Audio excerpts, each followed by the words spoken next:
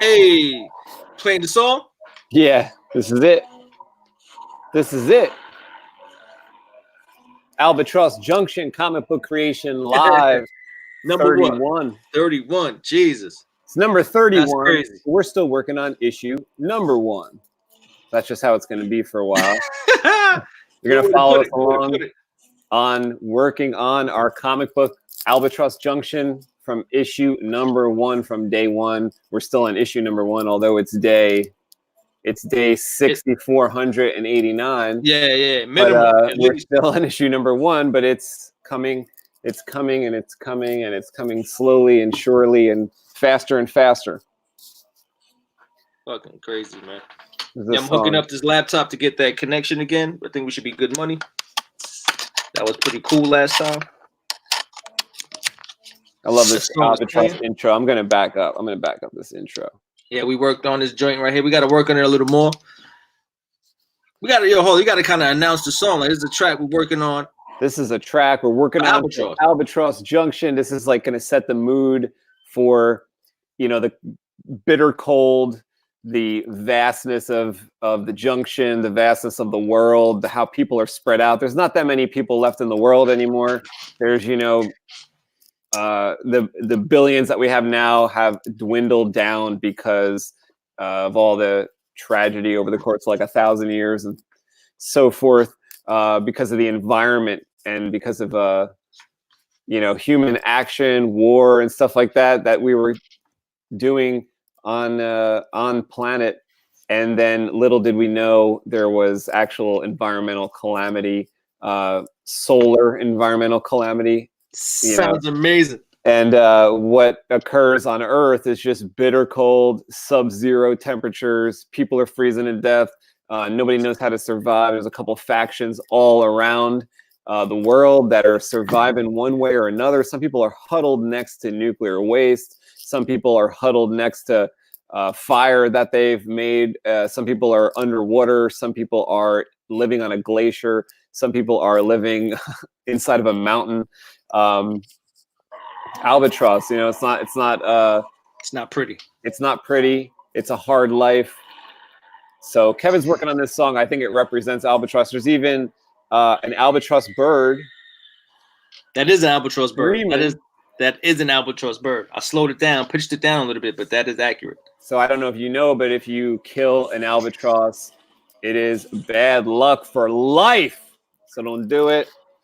But if anyone does it in the comic book, it's definitely not going to be good for them. Albatross are the type of birds that probably can survive, especially because underneath the light amplification of the solar lamps, they are probably huddled under the sun satellites that are kind of floating around like a relic of a bygone time when human race actually came together to create something that could maybe take the place of the sun that was kind of burning low, take the place of that and build a series of sun satellites. Some of them are still out there. That system kind of broke down. Some of them are still out there, and the albatross birds are hanging out. They got a wingspan of like 6 feet or 10 feet, right, Kev? So yeah, they get huge. Some 11 feet wingspans. It's nuts. It is nuts. A couple of our characters even are able to ride them as children. Part alien, so we don't know their chemical makeup, their bone makeup. Maybe they're you remember Angel from the X-Men, how they said he's born with hollow bones, so that he's lighter. He's got the strength of a man, but he's forgot what weight they said he was. I think he's 80 pounds or whatever he was.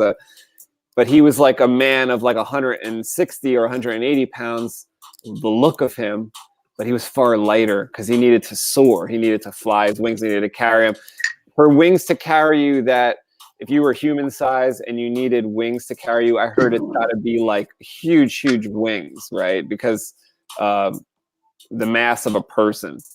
So a bird is made up differently. So I was thinking, maybe the twins just have different makeup of their. Oh, okay. You know, they're like the mom could be like to the extreme, like maybe she's like sinewy, wiry, strong, and light and lithe, and but like titanium hard. And the twins are like, you know, something in between like that and a person, like a All human right. being. Sounds good to me. Yo, I gotta back out real quick and then relaunch so that my screen relaunches. Oh, you need to like set up that yeah, it's on, but it's not gonna take until I quit and back up. Yeah, the Rhyme of the Ancient Mariner. Steve knows what we're doing. ST Productions is in the house. Oh, nice. He understands the rhyme of the Ancient Mariner. Yeah, exactly. That's pretty dope. We actually have a scene where young Nika was like, Donovan goes off. He has kids with an alien, pretty much. So these kids are half human, half alien, and he has to raise them secretly because he has a whole nother life that he got to get back to.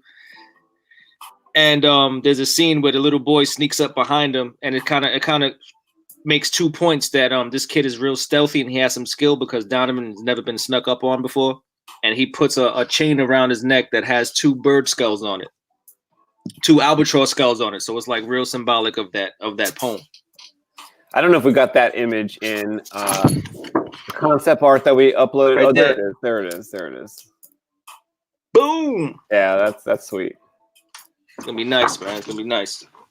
I feel like that could be a cover. That could be like a cover of one of the issues.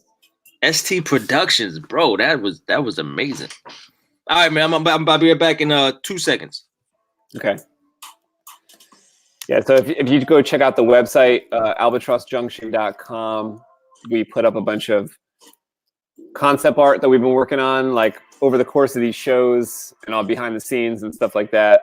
So there's going to be more stuff added. What I plan to do is like this is a concept art section here, but I plan on adding like actually a page render art where you're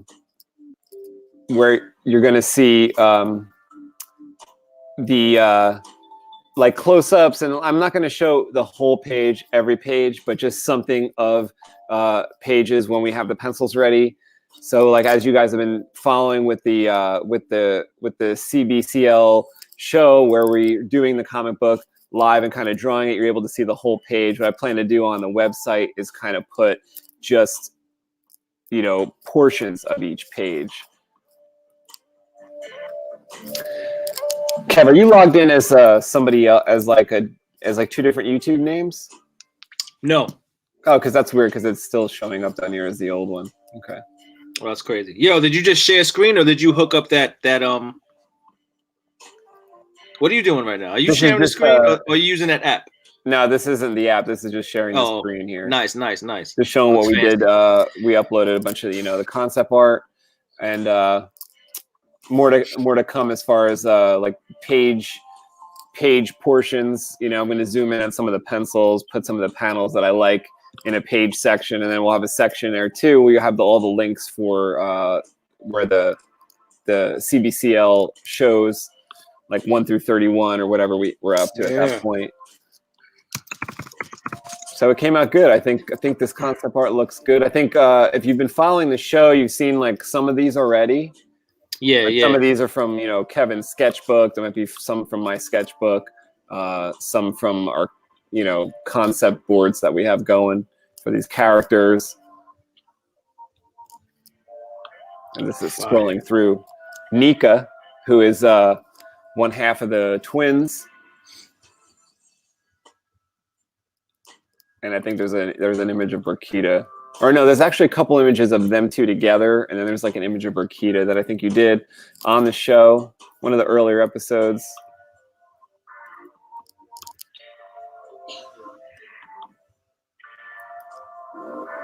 So you got your piece hooked up?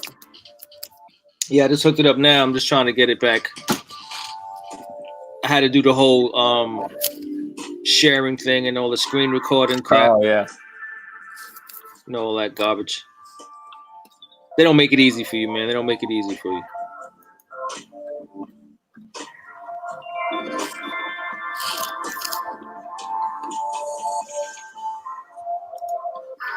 Let's see what I've got going here.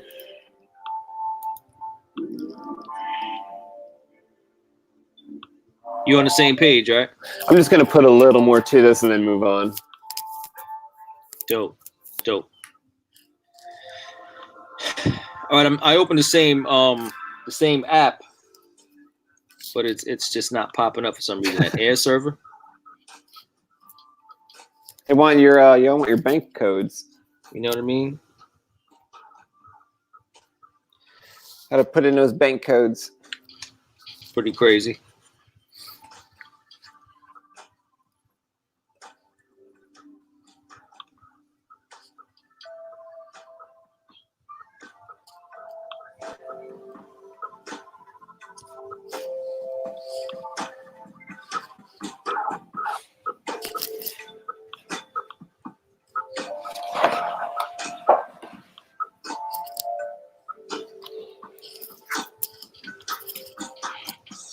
It's nuts, man. This is nuts. Can you jump through hoops of that program? Yeah, it's a pain in the ass, man. Such a pain in the ass. It's the worst.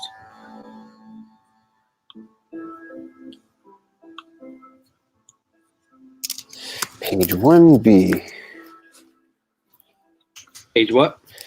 I was thinking the next one I have to do is basically called like 1B, because the page numbers got a little messed up when we kind of added some stuff in the beginning as far as the document goes. So I just have to, like, this one here is page 0, where it's really, this is page 1. Yeah. I'm gonna change the browser real quick, but I already got the other browser up, so I'm gonna hop out and hop right back in. All right. For the second time.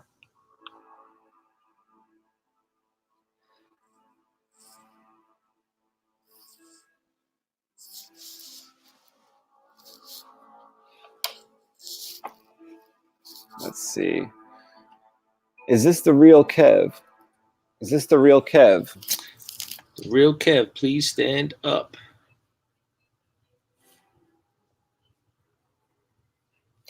I looked at I had some sketches of this like panel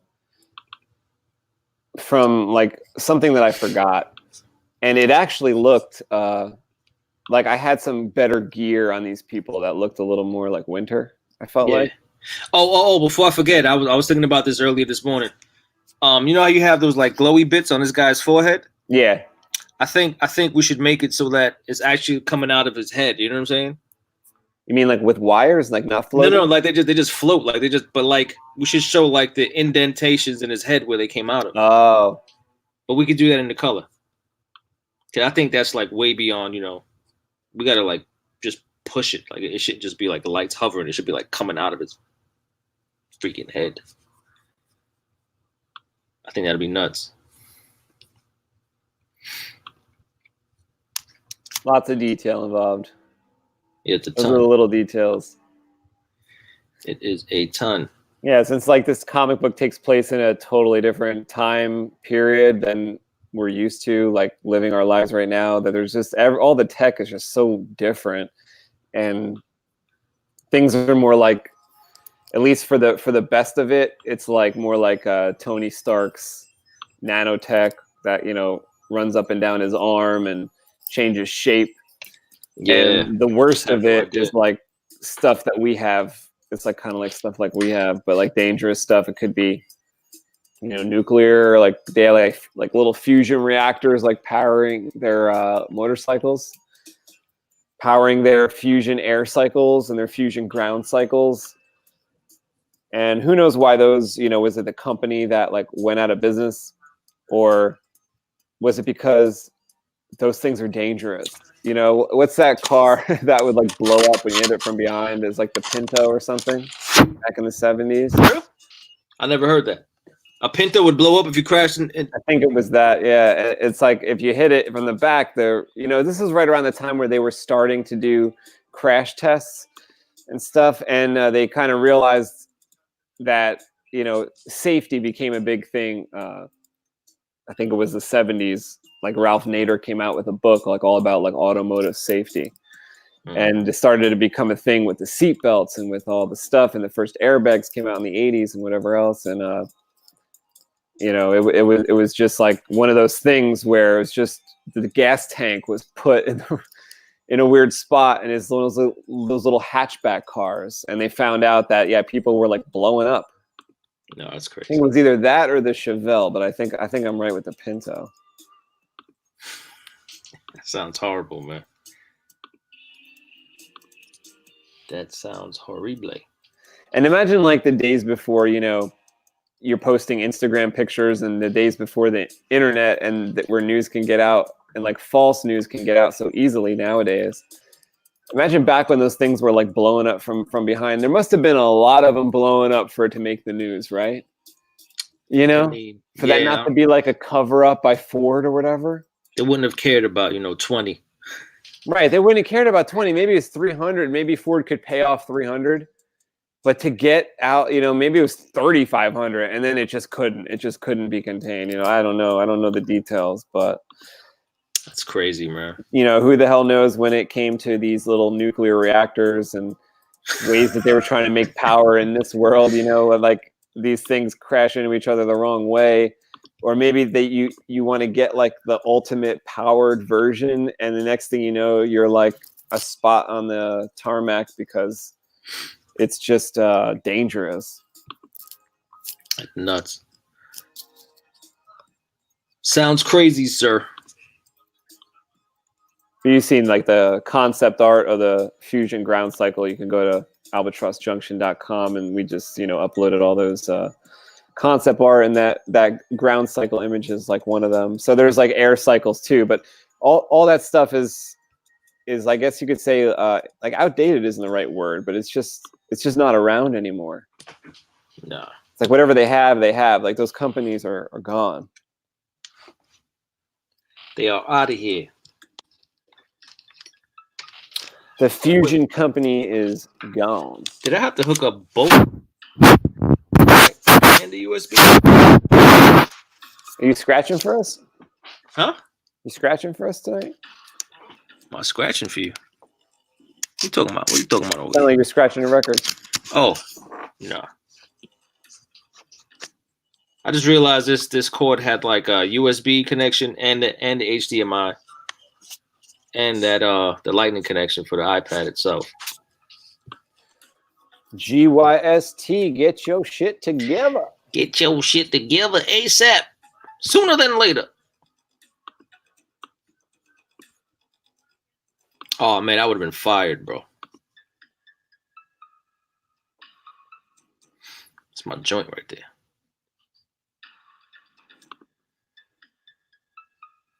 Yo, so that video came out decent, man. Oh, that was great. Yeah, Kevin put out a video earlier.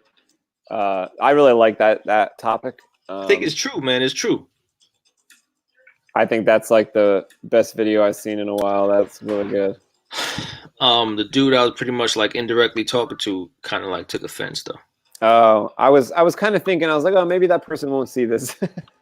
yeah, they saw it.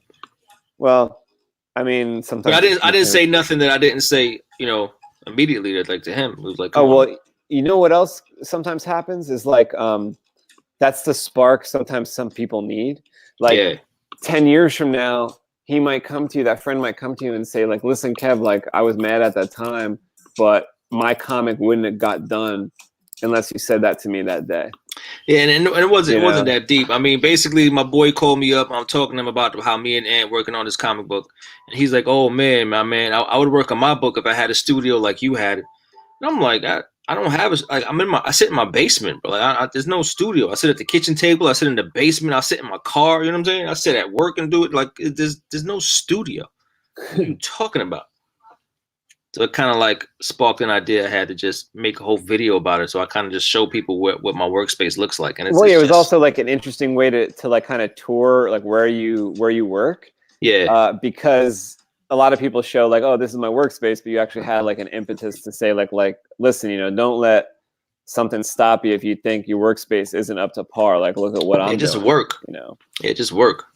And like I was complaining the other week, I'm like, oh, my surface is flat. I need the slanty surface. Yeah, so I go out there, man. I get the slanty surface, but then you were showing in your video, you're like, this is where I work. It's just a little desk.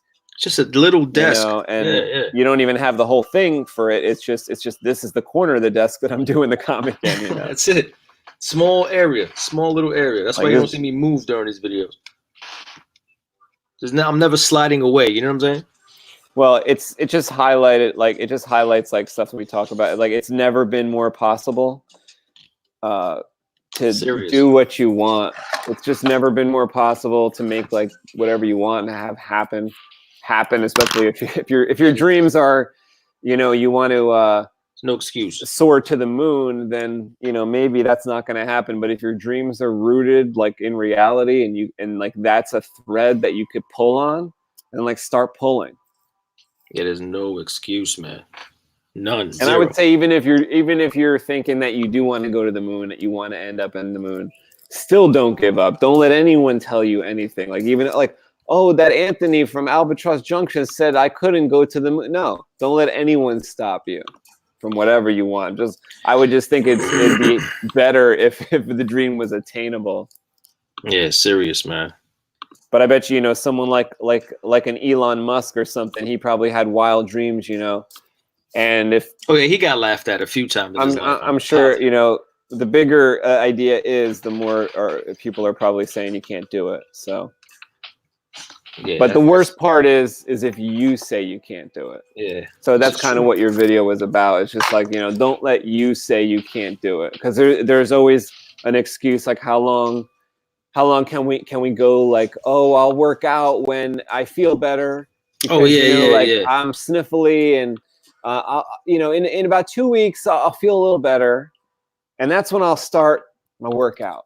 You know, and then you kind of break a finger, and you say, well, you know what? When this finger heals up, I'm gonna do it. There's just always people out there. There's people out there who say they can't eat healthy because they can't afford it. It's like, come on, man.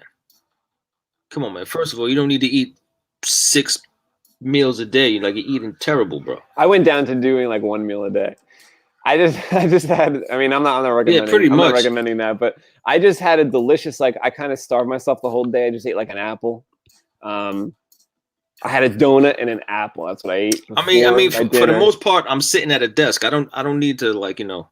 Yeah, you're not energized. Like you're already fully grown. Like you've already grown to 6'4". I'm not going hunting for 4 days. You know what I'm saying? I don't need to stock up on nothing. But when I was done for the day tonight, I made the steak like you showed me. Oh, nice. And it was fantastic with the egg. Good. You know, and the best part of it was I added a bunch of these garlic cloves. And when that sizzles up there in the butter with the steak, it's amazing. Yeah, that sounds good, bro.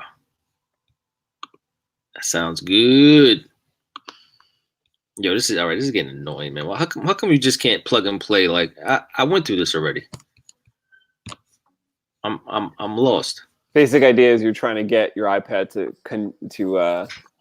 pair up, right? I'm just trying to do something I've already done, and it's just not working. I don't understand. And on the when I looked at the last video, it did sound like I was typing. Like I didn't realize the pencil was so loud. What was that? Like you were tapping the pencil? Yes, every time I was drawing it, touching the surface, it was like click, click, click, click, click, click, click, click, click, click. I started yelling at you. I was like, "What are you typing? Some kind of letter?" He said, "What are you typing?" I'm like, "What are you talking about?" I thought you were answering emails. Nah. I was like, "Who's writing you some hate mail that you got to answer?" What's going on here? Yeah, that was crazy. That was crazy.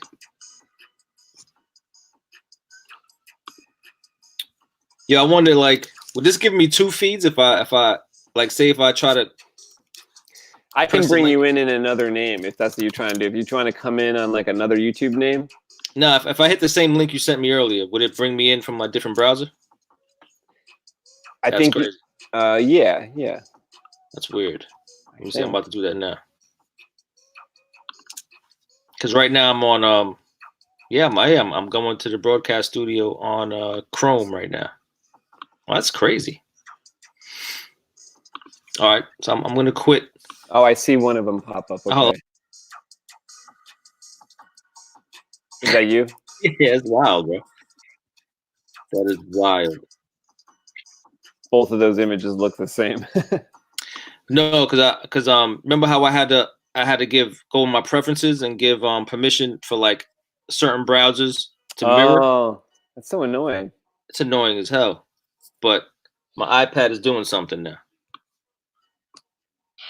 So It's I don't know what's updating. going It'll on. be ready tomorrow morning. Just FYI. It's gonna. That's like what happens when I go. If I want to go in to play like GTA or something, what inevitably happens is the PlayStation will say, "Oh, we need to do updates. The whole PlayStation needs to update." And it's like, "Come back in 30 minutes or something." And I come back, and I only Come had an back hour to tomorrow. start with. Yeah, you come back tomorrow. And then the game says, "Well, the game needs to update too." That's And the worst. you know, That's the come worst back in feeling in the 20 world, minutes. man. It's like by I that hated time, I that. don't have the impetus to even do this anymore. It's like I already I hated wasted that when the I hour first that I got had the for this. PlayStation 4. It's like I'll go out for lunch. I'll go buy a game. I'm like, you know what? I'm gonna play like a half hour when I get home. And I put the game in. It's like, oh, it has to update. 55 gigs. I'm like, what? I can't play it again until like next week because I don't have no more time. That's the worst. My nephew was telling me that you can update like through the app though. Oh I don't yeah, know. no, I don't know how. you could totally be in control of your destiny when it comes to like that. And me and you did like kind of get there one day. Do you remember about 5-6 years ago when that game came out, like GTA 5 came out, and me and you went and got the iFruit app for our iPhone? Yeah. And we were like kind of in on, we were like, okay, we're going to join the social club, and they give us bonus points, whatever they give you. We figured it all out. We connected, but it's just like, it takes something to keep connected. You know, it's like you have to have another, like a fake Instagram with the social club thing. Yo, this thing is trying to work backwards. My iPad is asking me for access to enter the broadcast studio. What is that about, bro? I wonder if that's good, because you could say share screen, and then we get you in. Your face won't be there, but the screen will be, right? Let me see. I don't know. This is new though. This is new. Enter broadcast studio. Another one. Oh, I gotta lower this. I gotta lower this.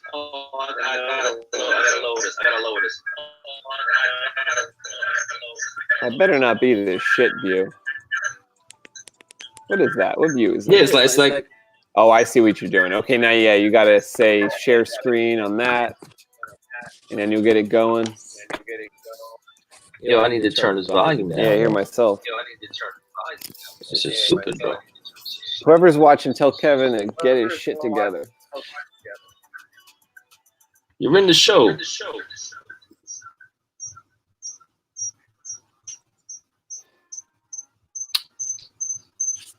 What is going on here, bro?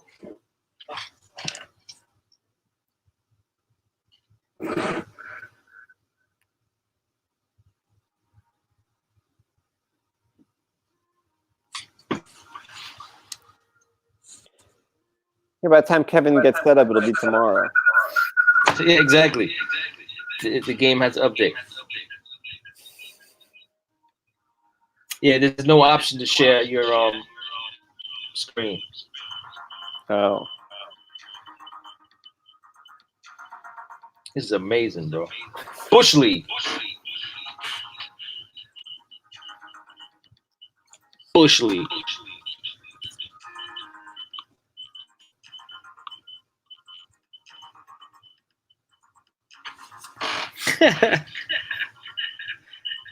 This tool.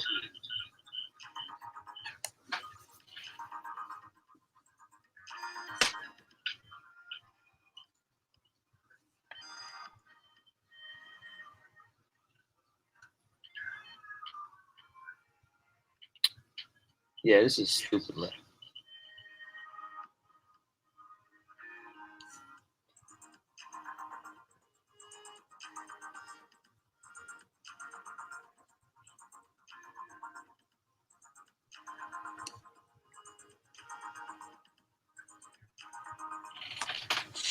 Is the wind still kicking out there? I think I hear something.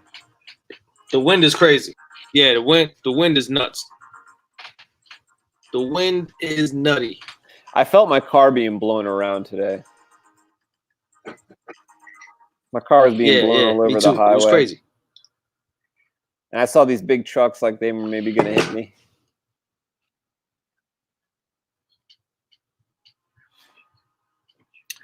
It got crazy.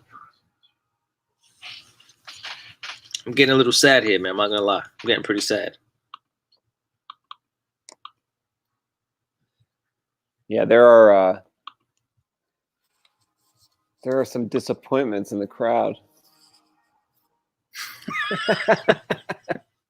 Yeah, the wind was super intense, man. Steve just moved to Jersey, so he's experiencing this wind right now too. Oh, nice. What part? All three of us are in Jersey. What's that, Kev? North Jersey, though, right? Yeah, North Jersey. The cool part of Jersey. The murdering part. The moiter, where the moiterers are. No, actually, the murder happens probably in the. It could happen anywhere, and then they get sent to the Pineys. That's what it's about. Probably happens in North Bergen, and then they end up in the Pine Barrens. Where are the Pine Barrens? It's like south. It's like wildwood areas. Like you drive south on the Parkway. I always hear about the Pine Barrens. All those trees.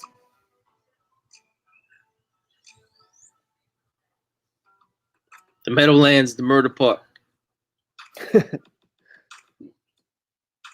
Two Brothers Comics, what's up, man? Man, Albatross. It's a. How would you summarize Albatross, eh? Albatross is about like kind of like a dystopian future type world where the weird thing that's going on on the planet is that the sun has kind of burned out and fizzled out, and the Earth is off course, off kilter, off its axis, off its rotation and everything else, and it's just spinning out, and it's like 180 below on the whole planet. Everything's frozen over, and there's so few people left. They're just struggling for survival. A ship had been sent out like previous to our story starting, like a super starship that took basically every resource of the planet to produce, and everyone coming together to kind of produce this starship. And it was gone for like 80 years trying to find, you know, something that could help Earth, or another place that people could move to. And they put all their best people on the ship, you know, all the best scientists, all the resources of the planet were invested in this ship and all its best people. And in the 80 years that the ship was gone, the Circadian, things kind of fell apart on Earth. The people that could leave were on the Circadian. The people that remained were considered like, you know, I guess you could say throwaway. Like, who knows if the Circadian was going to come back for them? Were they going to colonize a planet if they found one? Were they going to bring back a solution? I mean, were they going to be able to find Earth when they tried to come back? Because was it going to be so far off kilter that it would be, you know, missing a big part, man. So like our story, our story didn't even start yet. Yeah, our story didn't even start yet. Our story takes place when all the factions that are left on Earth, like there's certain little cities, and they all trying to find access codes to control sun satellites that are out there rogue or just roaming around the space. So if you have a sun satellite, you know, you can shine a light on your city, and you can grow fruit, grow things, you know, keep it warm. You know, you can sustain life much easier. Yeah, like one of the only places that has water has one of these sun satellites, right? Because it's quantum heights. It's like, you know, able to basically, like, imagine like a tropical day for them is like 34 degrees Fahrenheit. We're definitely going to Kickstarter, right? It's going to be Indiegogo. It's going to be cool. And then so I was just about to say something. And then another big part of the story is the people who are left, they can't commit murder because of nanotech in their blood. So if you commit murder, it triggers the nanotech in your blood, and you basically just implode on each other. So the war of the suns, the sun satellites, you got to be pretty innovative to kind of like get over on your enemy, because you can't just outright kill them. So I guess some people have crazy animals that they've made and like just cloned into like different crazy just beasts to fight for them. Some people have technology to do the dirty work for them. It's just it's a lot of different angles we're exploring here.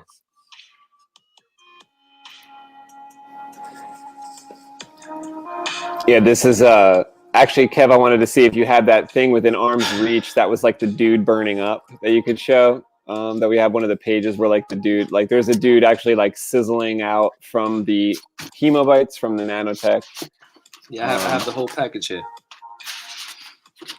Did you give me that page, or are you still working on that page? I saw you flip by it when you did your video today. That's how I know it's in that like black folder in your house. Oh, all right.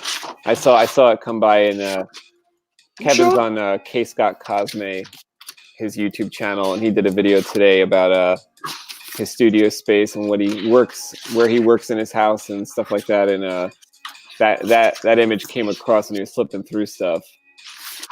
But these are just some concepts that I'm showing on the screen right now. These are on ALBATROSSJUNCTION.com, and there's a lot. Kevin posts some of this stuff to the Instagram too.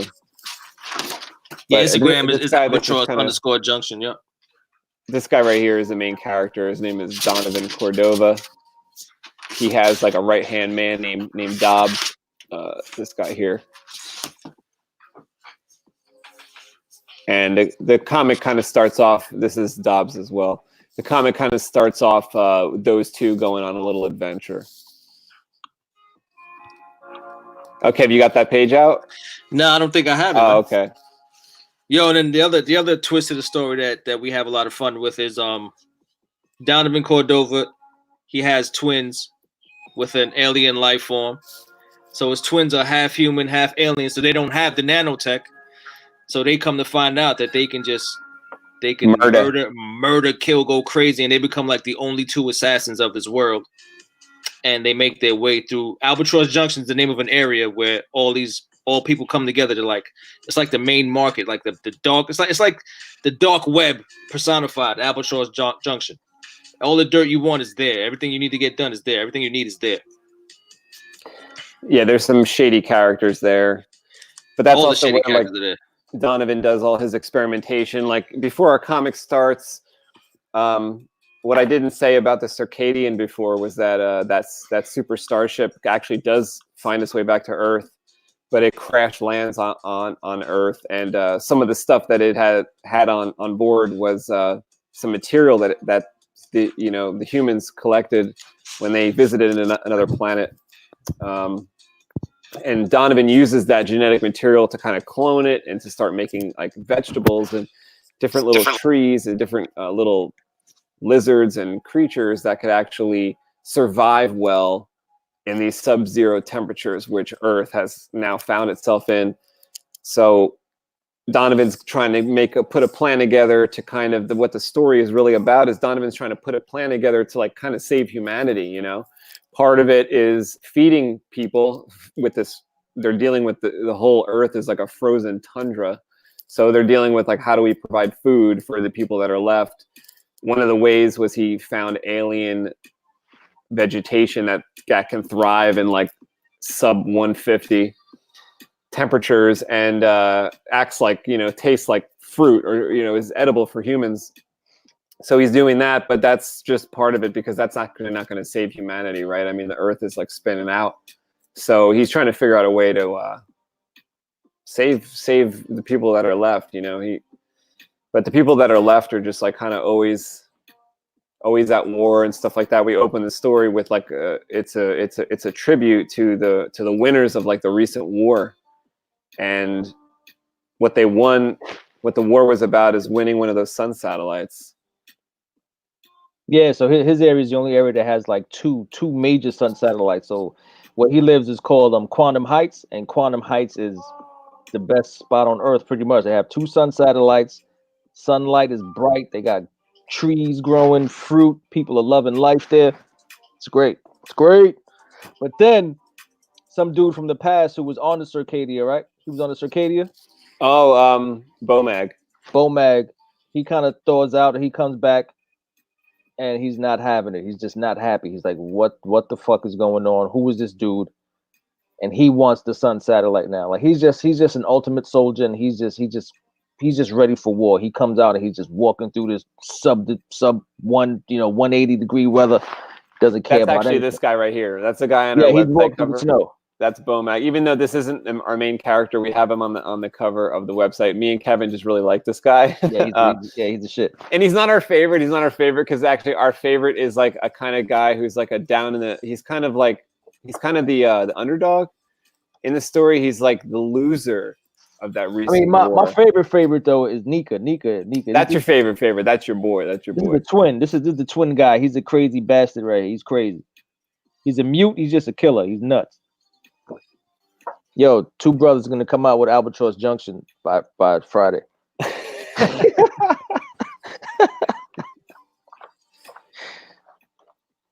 Yeah, it's a lot of work to draw, isn't it?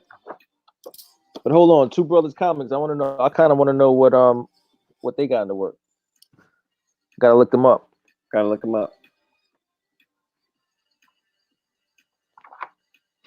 All right, man. I give up, bro. I'm just gonna gut the overhead camera and just deal with what we dealt with.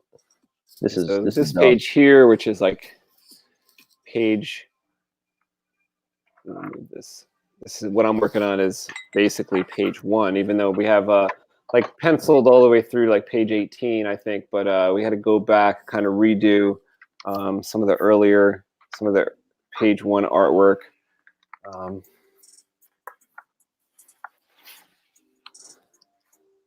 This page stays, although I have to update some stuff on this.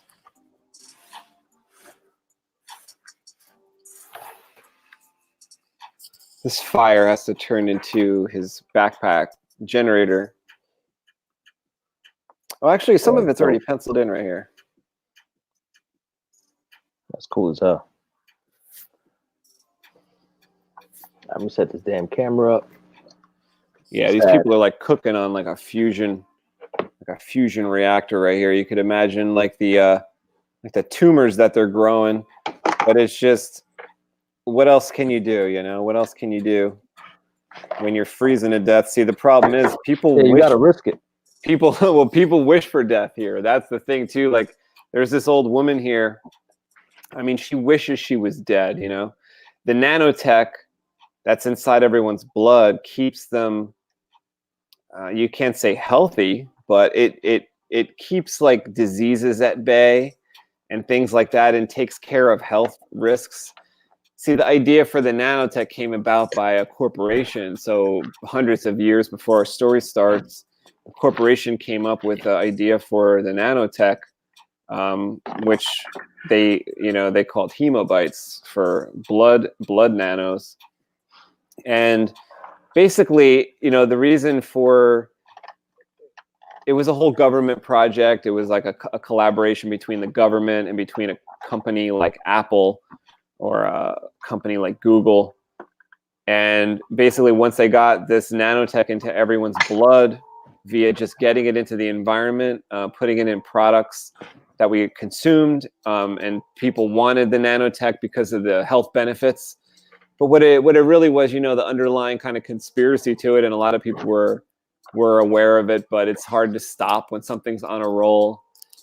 And it's a control device, and there was laws embedded in it, so that it could track people and help and try to get people to follow the law and be punished for automatically. That's where the eye for an eye type of rules come into play. But also, it was like advertising. These corporations would like subliminally advertise like through your bloodstream. It's terrible. These companies wanted to keep you alive longer. You think there was health benefits? You're going to live to 130 now because you have nanotech. Well, guess what? They're going to sell you products for 40 more years than normal, right? Like the whole idea of it was to keep you a customer longer. Basically, right? That's terrible, man. So, once it's out there, and even if people didn't want it, women who became pregnant and were giving birth to babies were passing on the nanotech.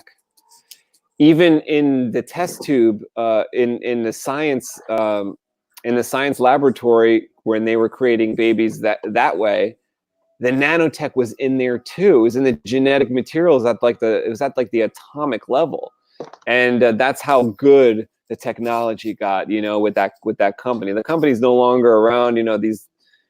The planet's been decimated. These people we were saying in the last episode, Kevin and I, that we don't know if they have 30 years left. Do they have 20 years left? Do they have 8 years left? Do they have 7 years left? You know, an asteroid could come and just hit the Earth, hit the planet, because the planet's now, you know, the magnetism is all screwed up. It's floating in places it ought not to be floating, and it's drifting. So we don't know if it's going to hit. We were saying last time, we don't know if it's going to hit another heavenly body. Is it going to collide with another planet in our solar system at some point, someday? So something's got to give. It's a lot to play with. That's for sure. Like the whole idea, like my favorite, it kind of stemmed from the idea of all this calamity and all this, all these, you know, these high stakes kind of came from my favorite stories and Kevin's favorite stories, where it's like, how could this main character win? You know, it's like I always use Star Wars as an example. In the original Star Wars, how could they possibly win? Right, the bad guys had this a huge contraption that could blow up an entire planet with just a push of a button, and there's just basically what, like 30 people. We're only introduced to 3 or 4 people that want to stop that, and it's a whole empire. How could they win, right?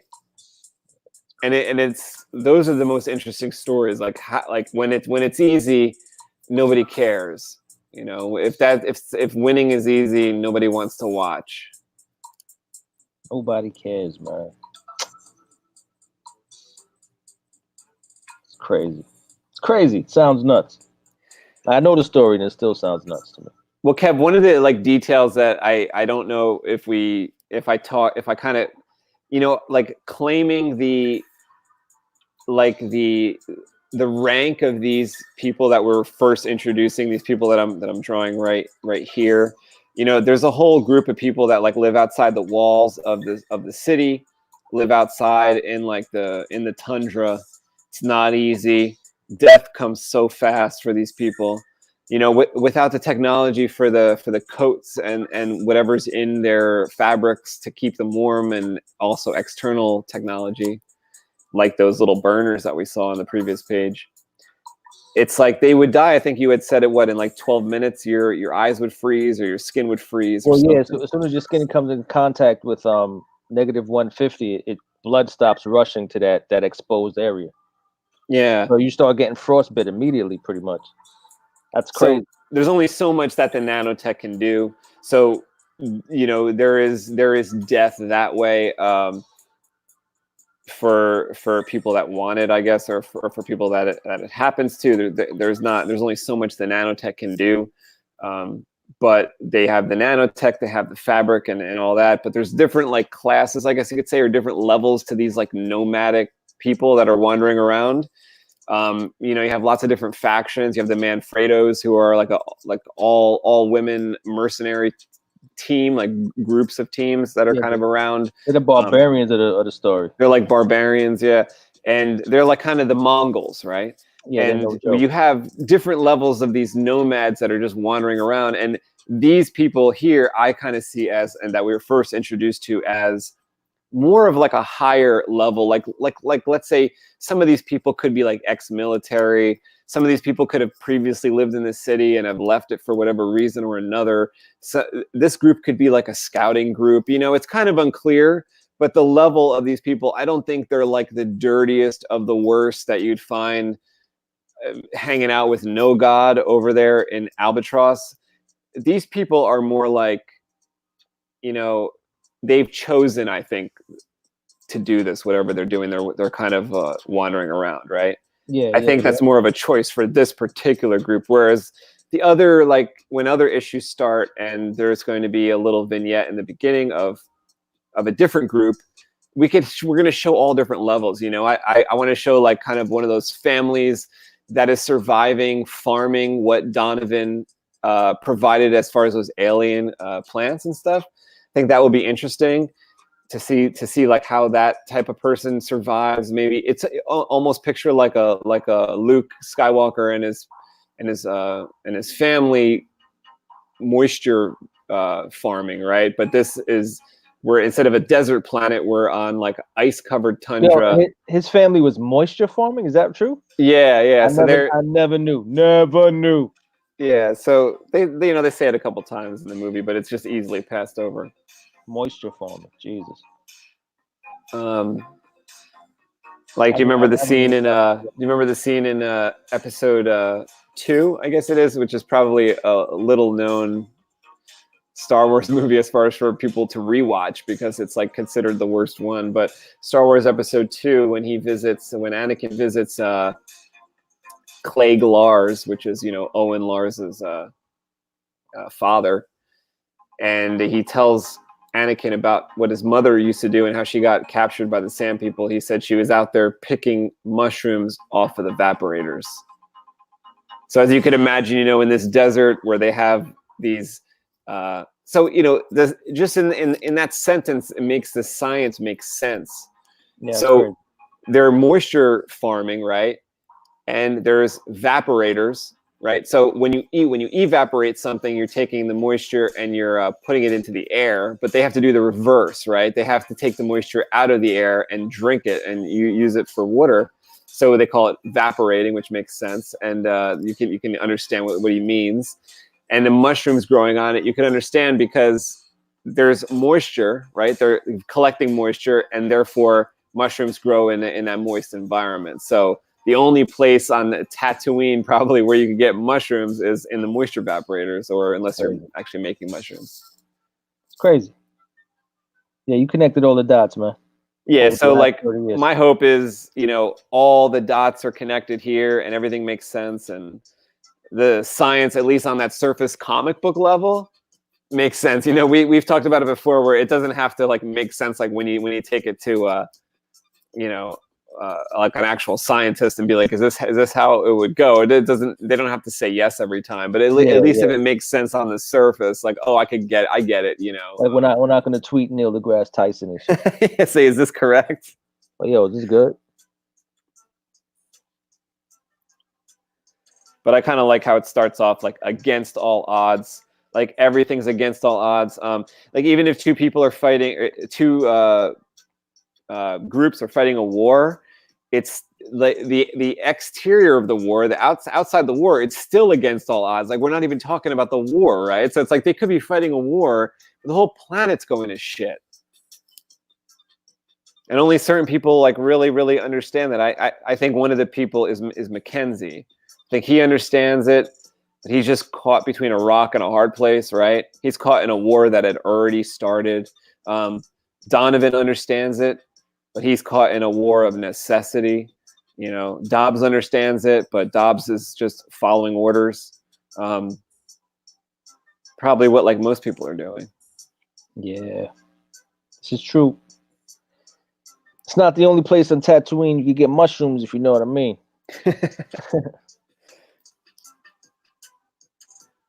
That's what ST said. Oh, it's got the secret stash.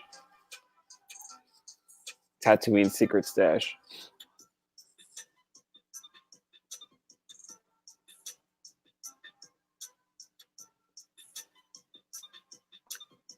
Me and Steve are gonna meet up one of these days, maybe like not this weekend, but next weekend. Maybe we should hit up a comic book store over there in Red Bank just for fun. Haven't been there in a while.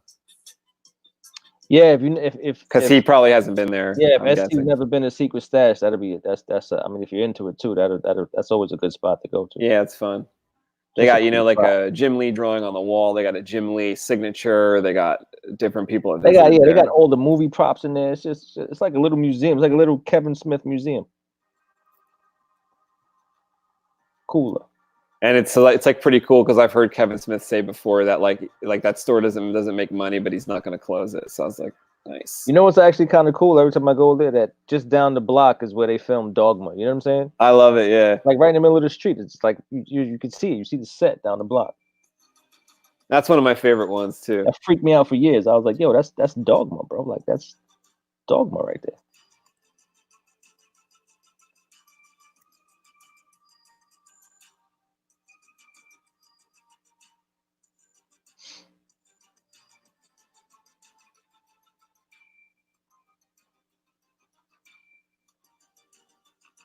Have you seen any of those Batman images with Robert Pattinson? And if so, like, what are you thinking of it? I mean, yeah, I think he looks cool as hell, man. I never really hated on any of the new Batman as they came out. Like, I didn't like the content of the movies. I didn't care about, you know, I was happy with the choices of person, but when I finally did see the movie, I was like, I don't like there was only one Batman scene that I loved in that Batman v Superman, and it's like when Batman, he's like reaching through the wall, grabbing people, doing ninja kicks and karate and doing flips and pushing people down. That's like the Batman I like. I love. The Batman I really love, though, is the detective type of Batman. Like, I really want to see this guy creeping around. That this dude is like he's supposed to be like serious, like he's getting stabby, like he just doesn't have like those morals that, you know, like no, Batman doesn't kill and things like that. Oh, for real? That's where they're going with this one? This one's supposed to be kind of dark. Like, this dude has some like psych issues.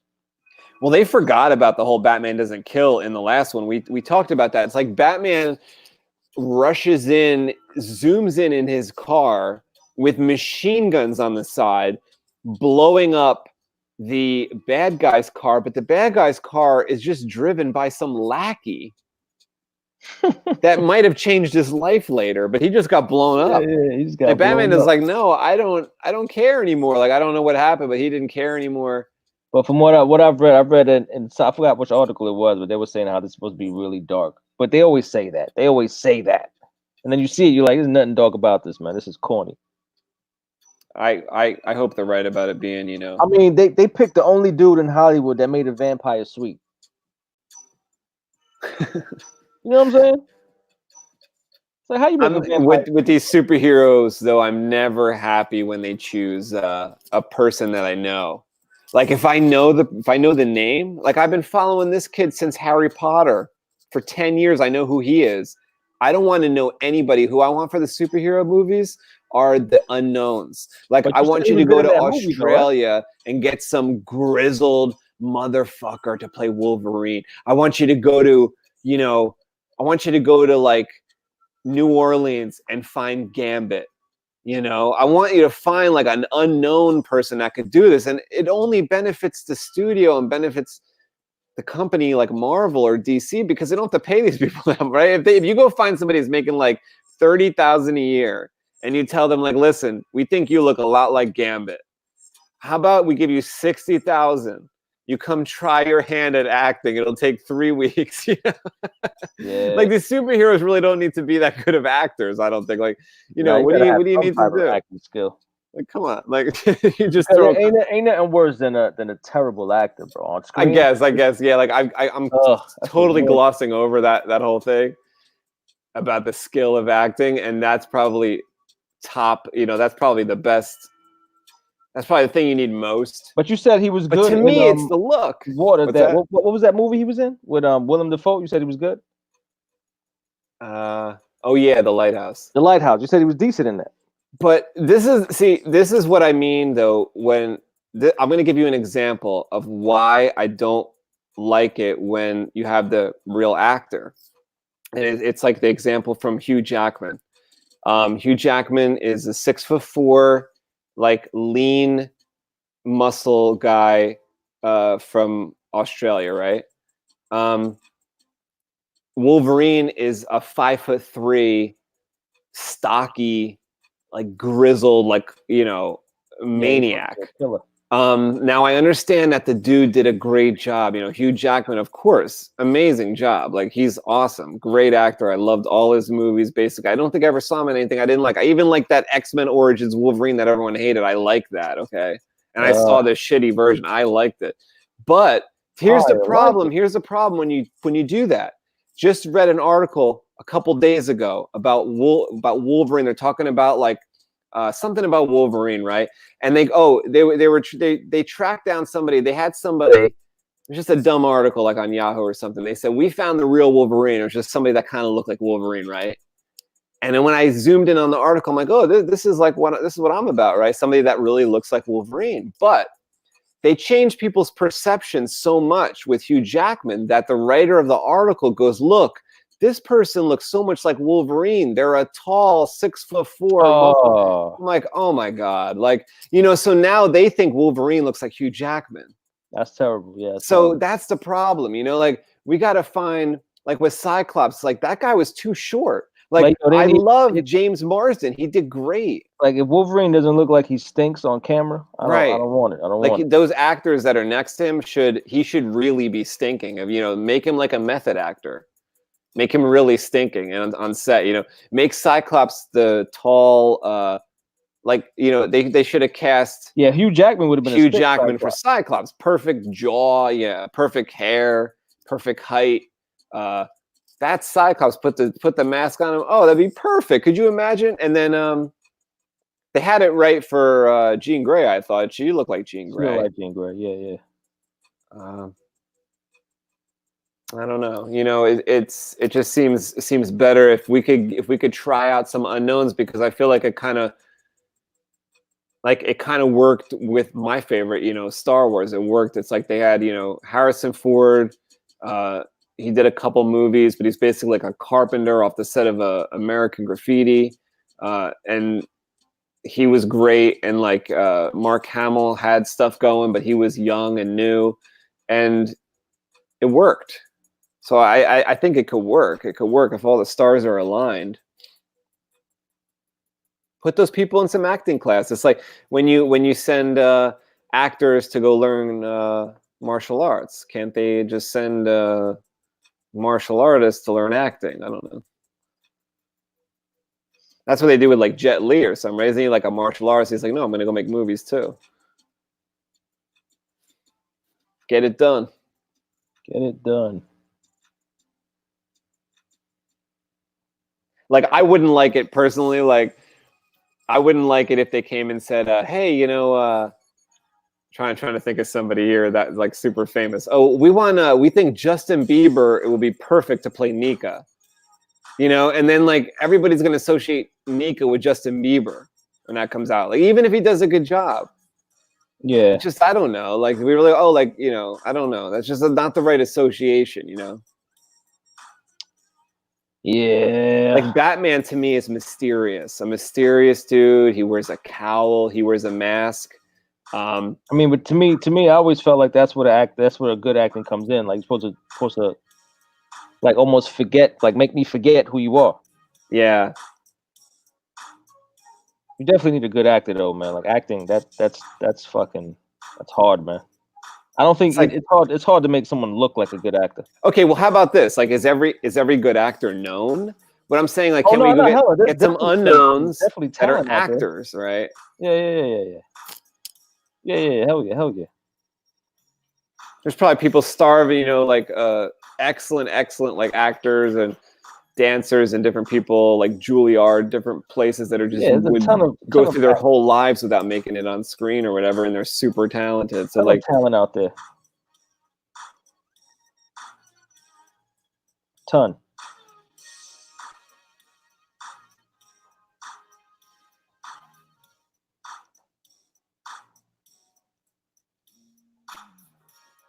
I just think it'd be more interesting in like real life, especially for the Batman character, if like we didn't know too. See, like I got the idea from an article I read about Batman just like 2 days ago, talking about this movie, and they were talking about the plot of the movie, and they were saying like, oh, does the Riddler know who Batman is? The Riddler's in it?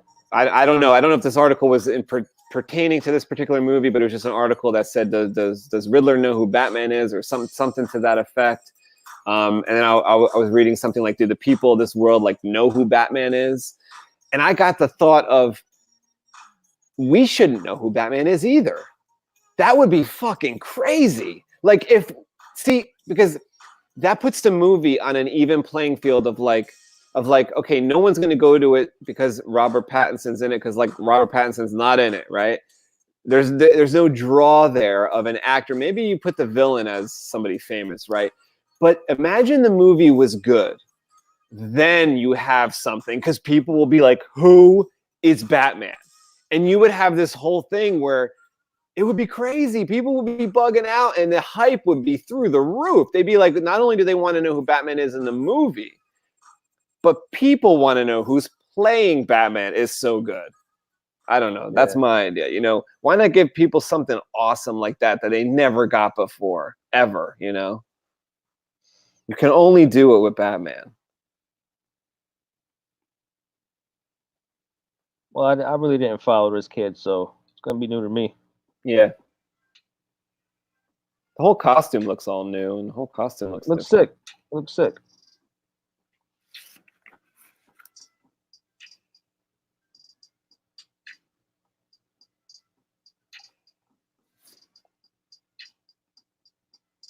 Looks sickly.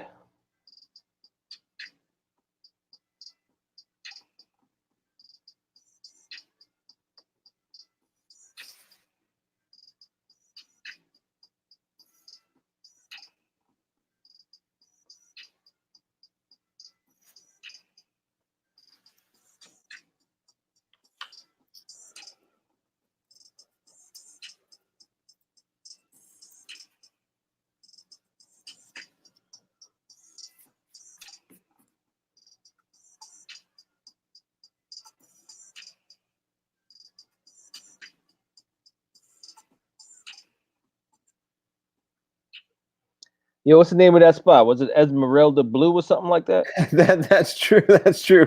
Well, it was something like that. It was something like Esmeralda. Esmeralda Blue.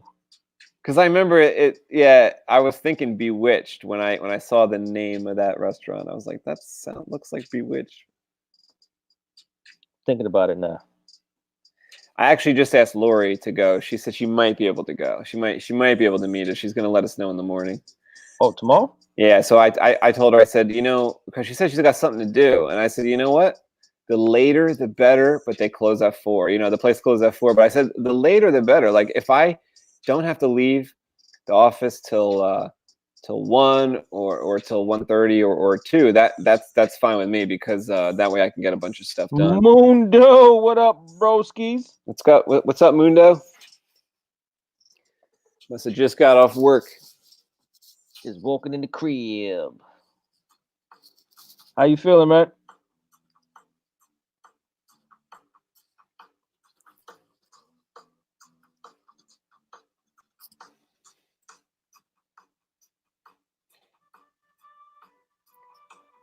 Yeah, Mundo, when you get a chance, check out the website. We got updated with some concept art, and more to come. Maybe tomorrow I'm going to upload a bunch more stuff too. So finally be something to show people. Yeah, we got a lot of content.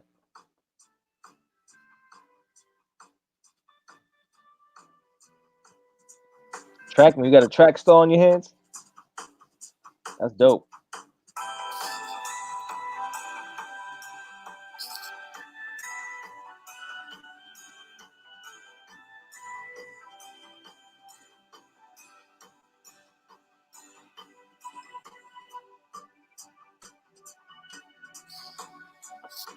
Thank you, sir. Thank you, sir.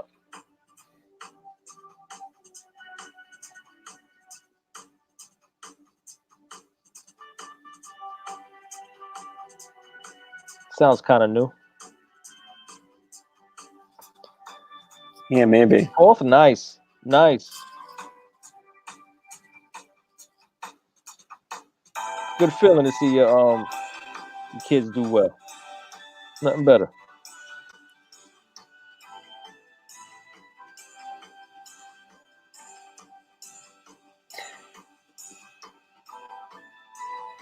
Do the little kids in that karate class, do they spar with little kids? Yeah, they spar. Oh wow. They kick each other all day. Oh wow, that's crazy. I guess they're like very like low likelihood of like hurting each other when you're a kid, because like nothing really hurts. It's just to get them used to the violence, really. What do you mean? So like they don't cry if someone actually does hit them or something like that? Because at first it's shocking. You see them go through this moment where they're like, "Yo, I don't like this." Some kids are just natural. There's this one little girl named Chloe. Yo, I think you told me about her. Yeah, no joke, man. Like she's a little Jean-Claude Van Damme. Yo, she wins everything. She's no joke. She is no joke. Little that's Chloe. awesome. Then there's another little Indian kid. I forgot his name. But he's another little beast. Those two, in my opinion, are like the two stars of like the Tiger program. They're just serious. They're so serious, man. Like they love it.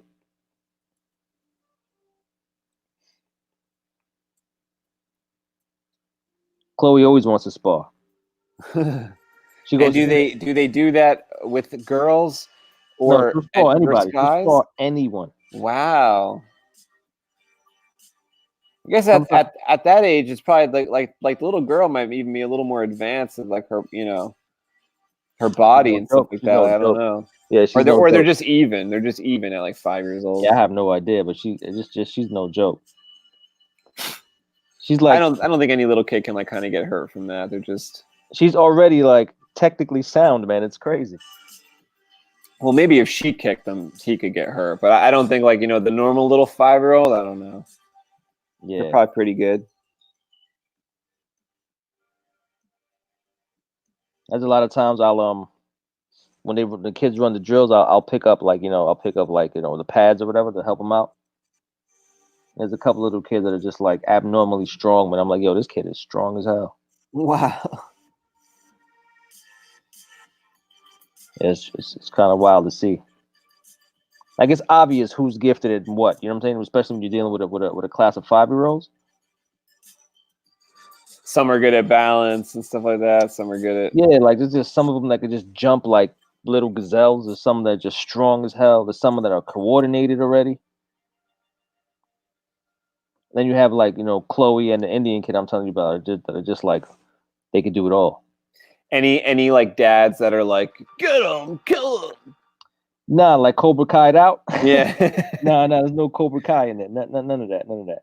The only thing I see that I don't like is like parents that kind of get mad when their like kid isn't paying attention. I'm like, yo, they're 5. This whole class is just to teach them discipline and paying It's attention. kind of it's Relax. kind of about paying Yeah, attention, like- right? Yeah. Like relax, man. Like You they'll putting pressure on them. they'll get it. Yeah, like Jesus. Plus, Relax. I was kind of thinking a lot about time and how easy it is to waste time. Yeah. But I always go back to when I think about time wasted in my life back when I was like, let's say a teenager.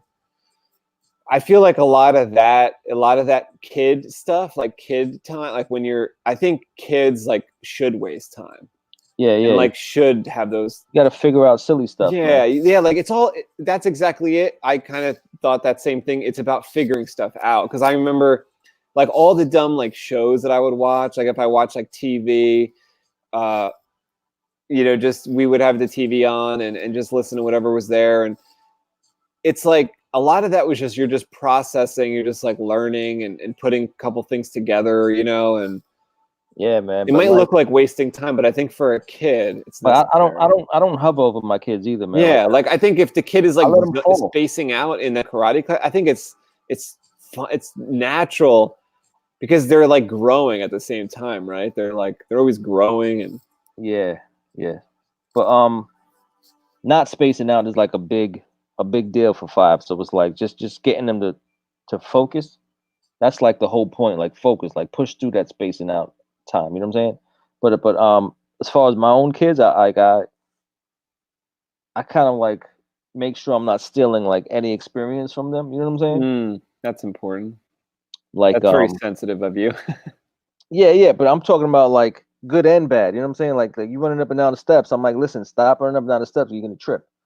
And like, no, fine. I'm just making sure they're not gonna like crack their skull open. But if you trip over a step or whatever, I'm not gonna run over and make sure I catch your ass. Like you're gonna learn the What, hard on the very night that your poor little girl falls down the stairs? That's exactly it. That's why I You said kicked it. her down the stairs. That's Right. exactly what I said. I'm like, yo, stop. And it's like, boom. It's like, see, this is why I'm telling you to stop. Like, do you understand now? You get it? You feel that? You feel that on your knee? That's funny that you use exactly the same tactics that your mom used on you because you told me the story where like they're like don't touch the oven, it's hot, and then you just touched it anyway and got burned, and you're like hot.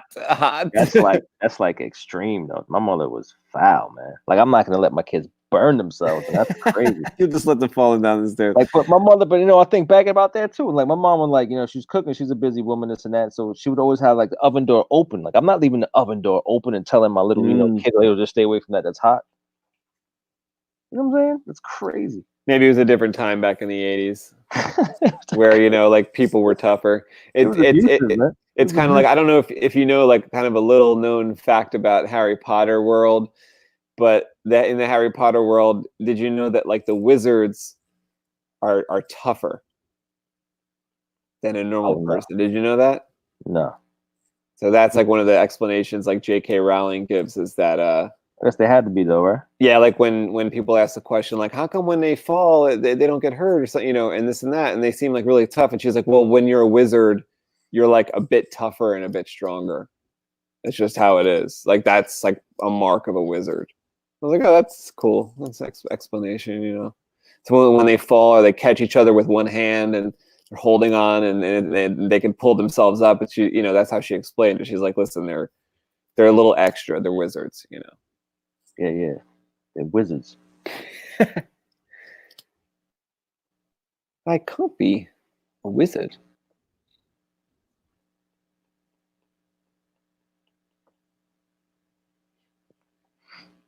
Yeah, I don't go that far, man.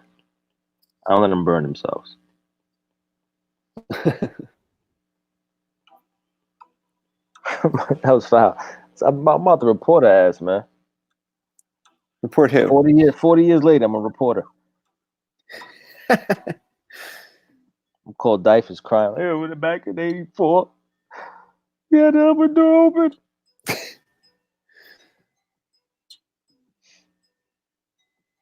Hot. But honestly, I grew up. I grew up in those houses that had like exposed pipes, like exposed radiators, like pipes and shit like that.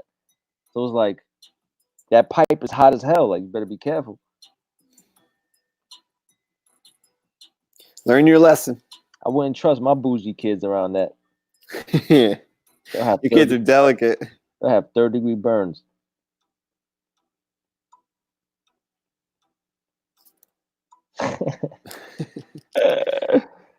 Oh man, that's funny. Kids got it good, boy. They say every generation is supposed to have it 50% easier, right, or something like that. Really, that much easier? Like, that's the goal. You know what I mean?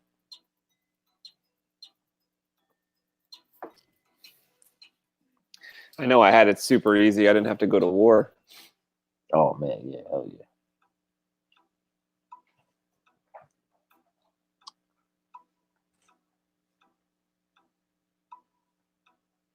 Go to war. Super easy. Wow. I got to stay in Jersey. New Jersey.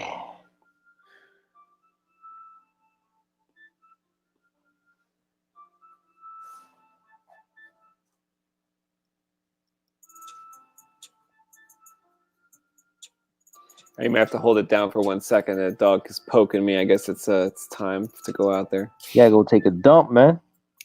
Okay, give me 1 sec. You make your screen. Let Luke live. Privet. Let Luke live.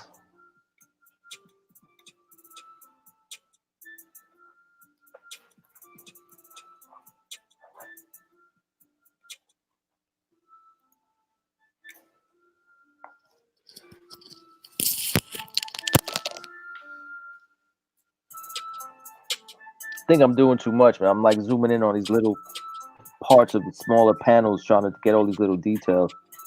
And I probably don't have to. Probably a waste of time to tell you the truth.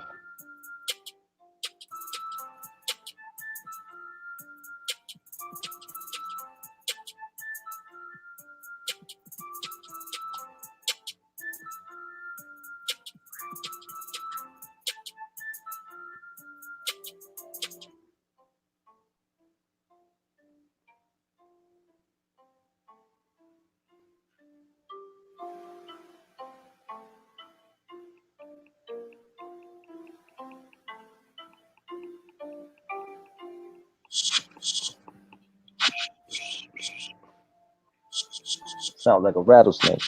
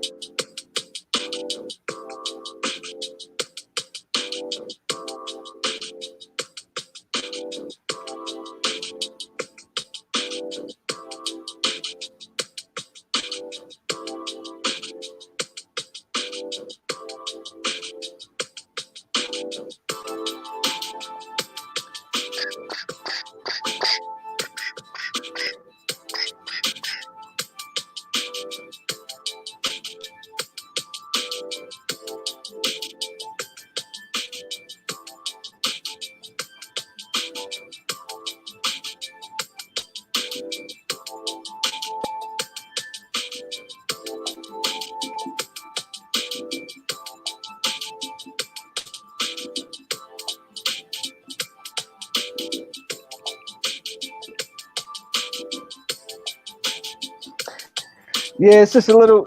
I'm about to zoom out. And it's gonna be ridiculous, man. So look, this is just Donovan coming through a tunnel. Look how small. I probably shouldn't be paying attention to this little area right here. I should probably pay attention to the overall picture, but you know, I'm hyper focused right now, man. It's all good. It's all good.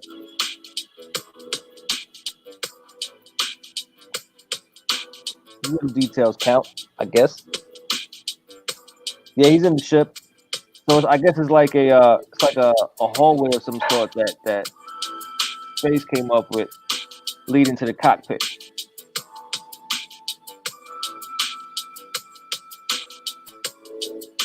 So I'm gonna make it backlit.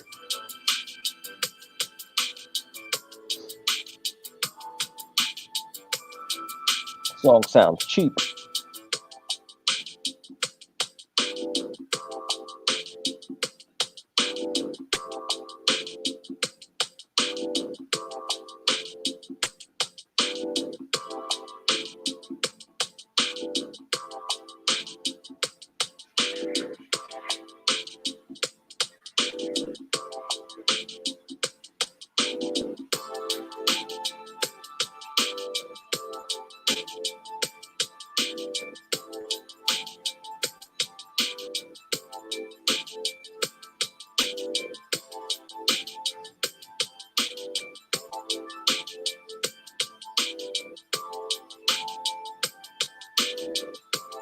And he's gonna be dark in the foreground.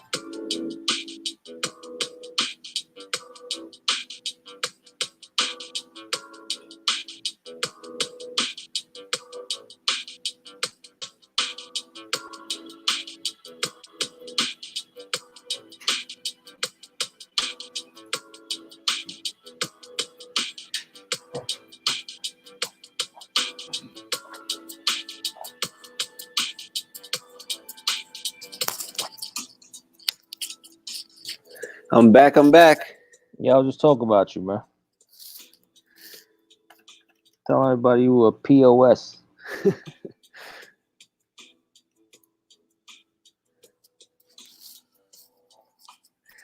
And the weird thing is, like, there's something I was just about to tell you, and like in my trip from the door to here, I forgot.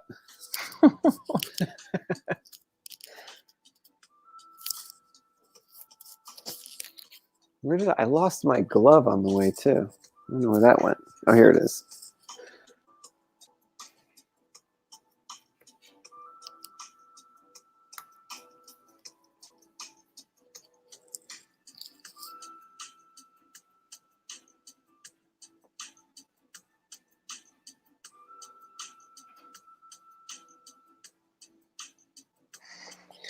Did you ever see anyone do like a bathroom stream? I don't think I ever did. What are you talking about? Did anyone ever do a bathroom stream from the bathroom? Oh Lord, I'm I sure. don't I'm think sure so. it's out there. I'm sure it's out there, but Sounds a little crazy, but it's out there. You probably have to pay for stuff like that, though. what do you mean?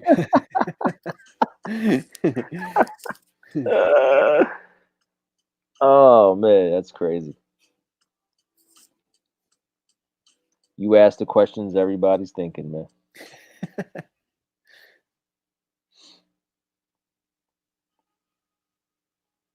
A bathroom stream.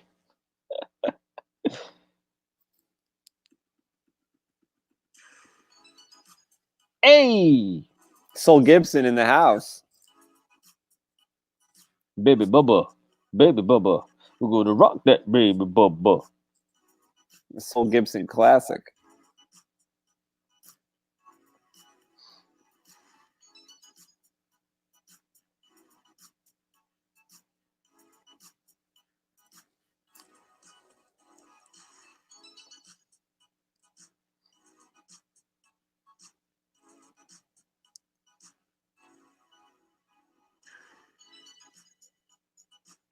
Bing, bing, bing, bing, bing. This is when you were playing in your car today.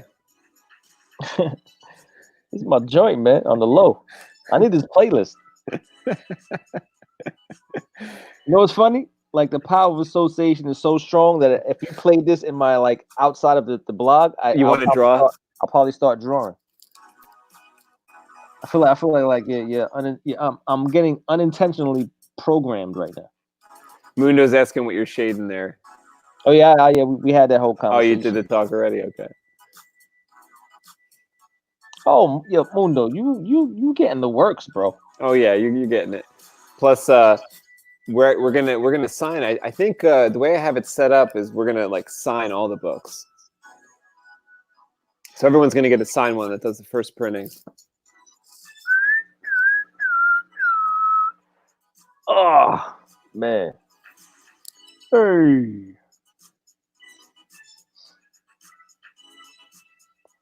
Oh, let me have some fun with these buttons. That's what I wanted to do.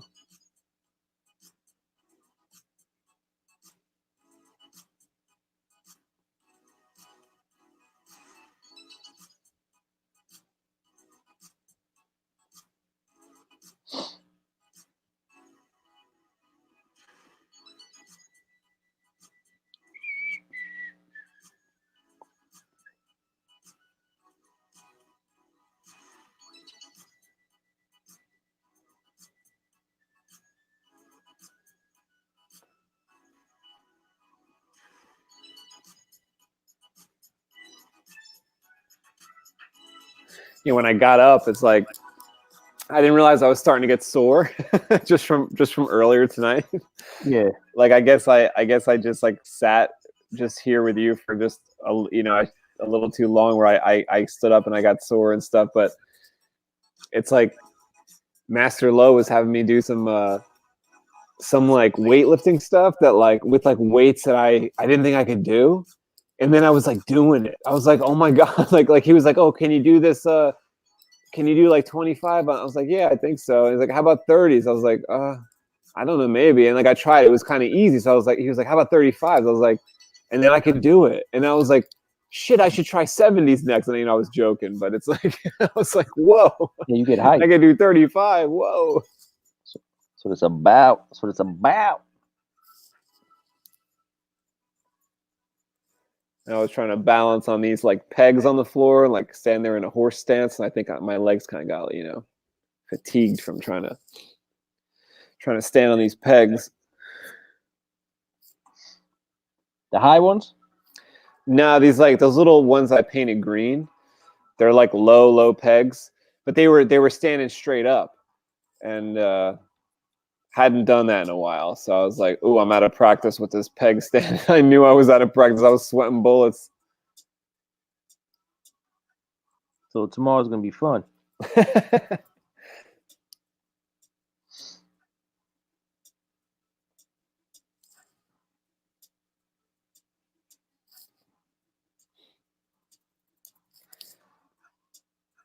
want to plow some Mexican food tomorrow. Yeah, hell yeah.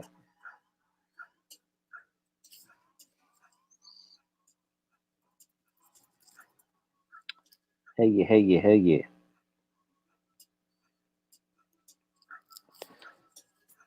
Yeah, Mundo's probably like, I saw that page already. I knew I saw that page already. I'm updating this early page. Just for anybody that is stopping in. This is Comic Book Creation Live, number 31. We're working on Albatross Junction, which is Kevin and my comic book that's coming out this year. This is early in the issue. This is like page 2, but we've done a lot more. But I had to go back. And make some changes, make some story element tweaks here. It happens. It's making it better. So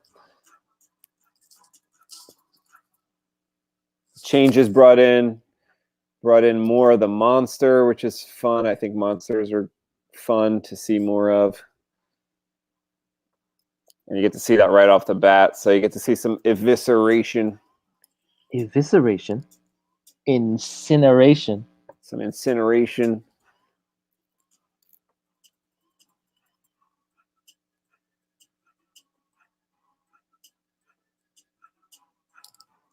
So burn the skin off your bones. What's that from? Is that from Harry Potter or something? No, it's from The Hobbit, remember? Oh, right. I can't even play all these fantasy things anymore. Incineration. He has to sign a contract. That was hilarious. He does not want to sign.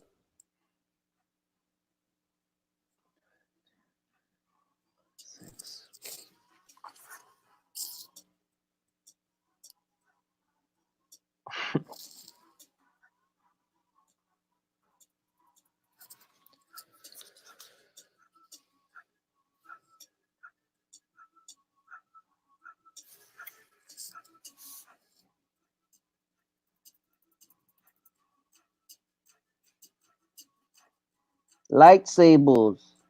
Lightsaber. I have that video. I should make that. I should put that in one of my videos, just like at the end of every one. I said I was going to do that like last year. I told you that as soon as I heard her say it. I was like, "Yo, you need this." And then you gave it to me, and I still haven't put it in there. But that's the best thing. I want to end every video with a lightsaber. The only reason I thought about it because I have that app that it shows, reminds you of stuff. Yeah. So it was this day like 3 years ago. So I watched it with her. She was like, "What?" Like 3 years ago. Oh my God. Like 2 years ago. 2 years. She was like, She was like, "What's that?" I was like, "What's what?" She was like, "What am I talking about?" Like she doesn't know anymore. Oh, you mean you showed her the vid? Yeah. She's like, "What's that?" Oh. I'm like, "Oh man." I think she started to lose the truth as she started to get a little older. Like you don't know anymore. Lightsaber. Yeah, when my little girl was 3 years old, she just knew what a lightsaber was. So she said it one day, and I was like, "What?" I was like, "What is that?" She was like, "Lightsaber." It was cute as hell. Mundo would like it if I ended with the Master Windu with Count Dooku. Yeah, that'd be good. That'd be good too. I always thought you should have a website and just like mouth the sound, because you know how we used to play around with it and it was hilarious. Like Bazoom and all that. Bazoom. Yo, it makes me laugh every time, man. Bazoom.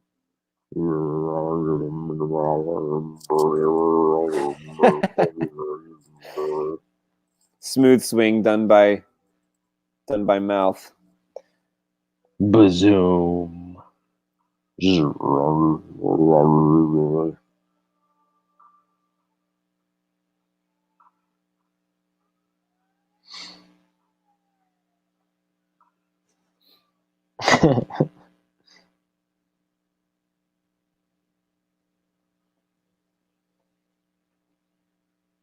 Yo, do you see these controls? Am I bugging out or what? What are you doing? What are you doing?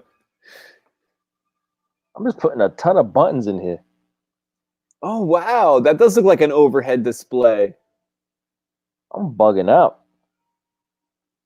Bazoom. Yeah, it's starting to look like a real starship.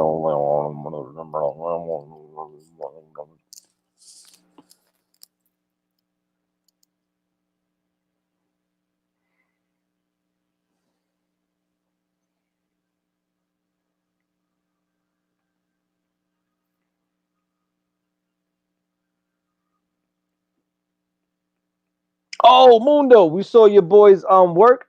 Crazy. Oh wow, that's crazy. Yo, he's crazy. And He's he's one of those amazing. guys. He's one of those guys that the longer I look at it, the better it gets. I was like, yo, this dude is nuts. He's insane, man. He's crazy. He is nuts. Very cool stuff.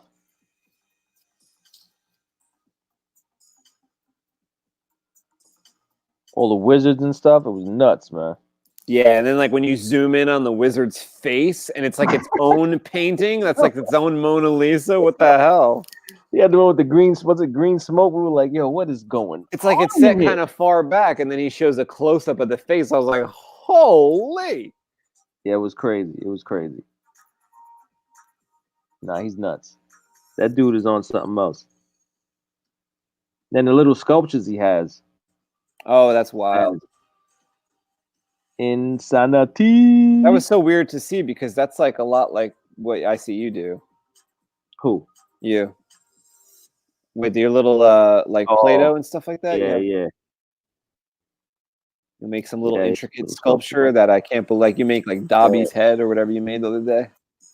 Yeah, out of erasers. I'm pretty good with kneaded erasers for some reason, man. I don't know why. Always been.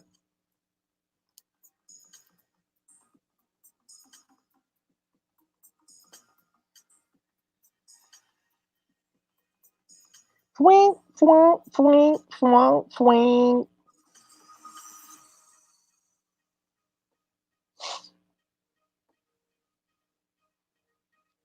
Yeah, Mike. His name is Mike. Yeah, Mike. Beast. He's a beast. Last name, I forgot his last name is with a G, right? Goins. Gones, yeah, yeah. Mike Gones. Mike Gones.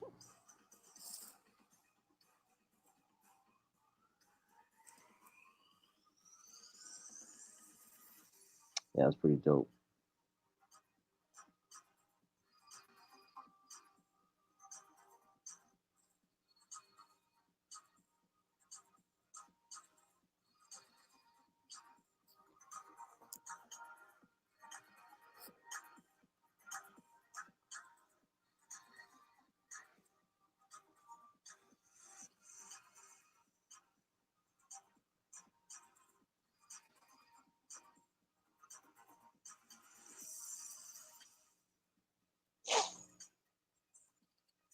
Yeah, I've definitely followed him. Definitely followed him.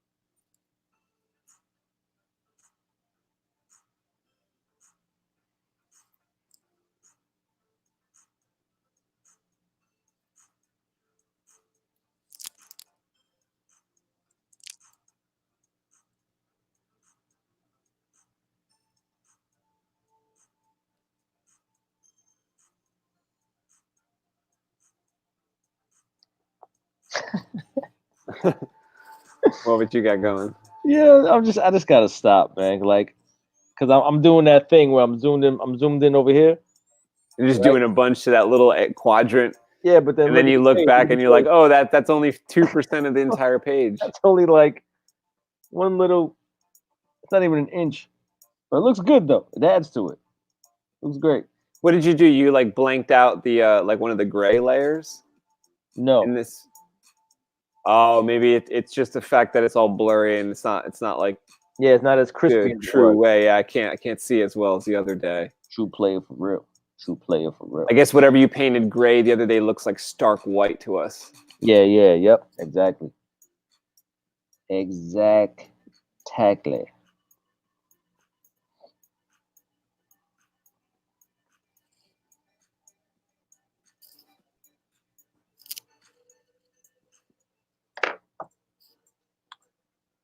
Hold up, give me 1 second. I'm about to run out real quick. Okay.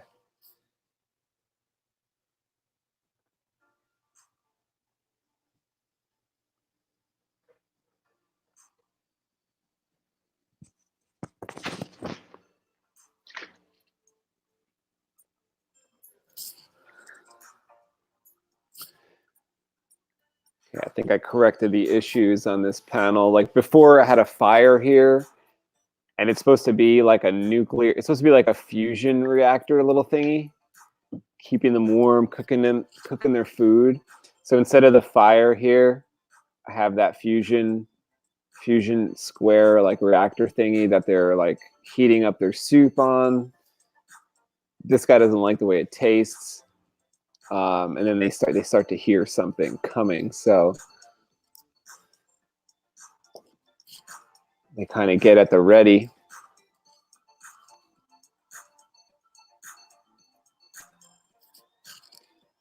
This guy's trying to listen in with a special device.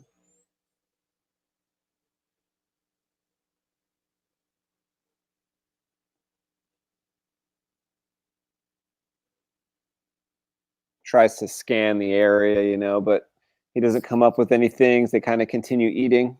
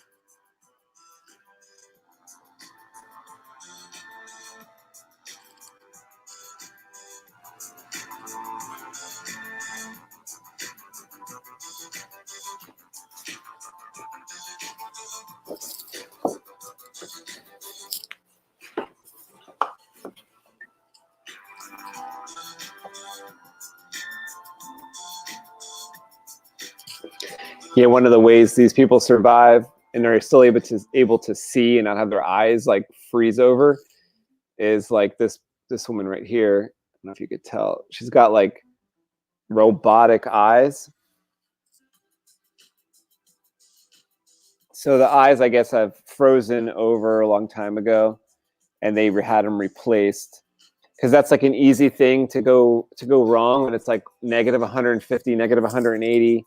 Is that your eyes could freeze, your eyes could like pop and fall out, and whatever else. So, you know, a lot of people have that issue, and there's only so much that the hemobites can deal with, like the nanotech in the blood that these people have. That's like the one thing they can't really recreate, like limbs or eyes or any parts of the body, but they could do stuff internally to help.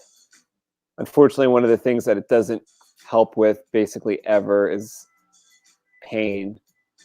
So you always feel the pain of whatever's going on, but the hemobites keep you alive. So imagine if you had an awful cancer or something and you just wished you could die, but the hemobites don't allow you to, and they don't do anything for the pain. So unless you could get some morphine or some pills of some sort, like, you're really in a lot of trouble.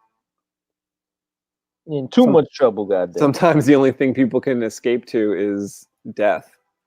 So it's a really weird concept when that's not available sometimes. Imagine that. Imagine you can't die. Oh my god. Well, see, I think I would like that, but when it comes with all that, not if you're like future pain, you know? either like freezing or burning or freezing and burning at the same time. Yeah, there's like no comfortable level, right? No, you can't be too comfortable. That sucks. It's like the fake Bad Boy song.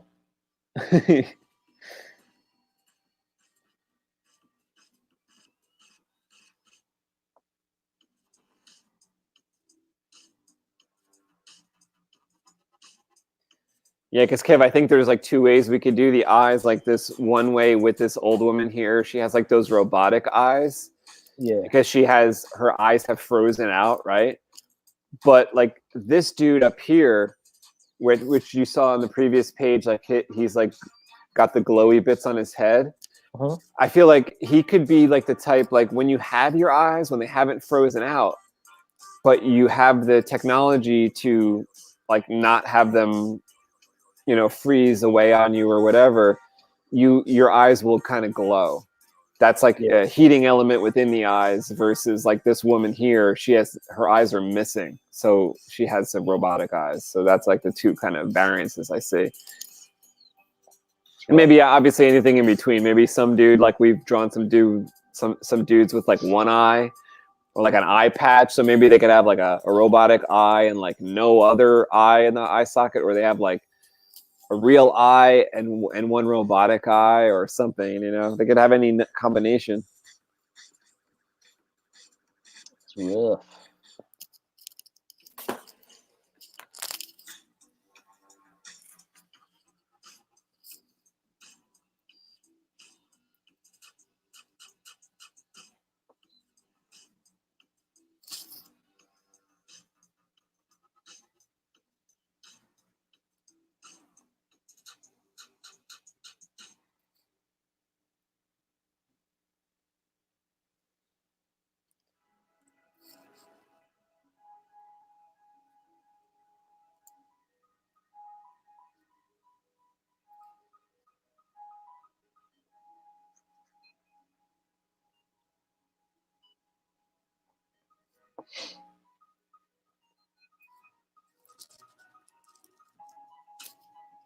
I just want to cue up the Albatross Junction song on repeat. Do it. Do it.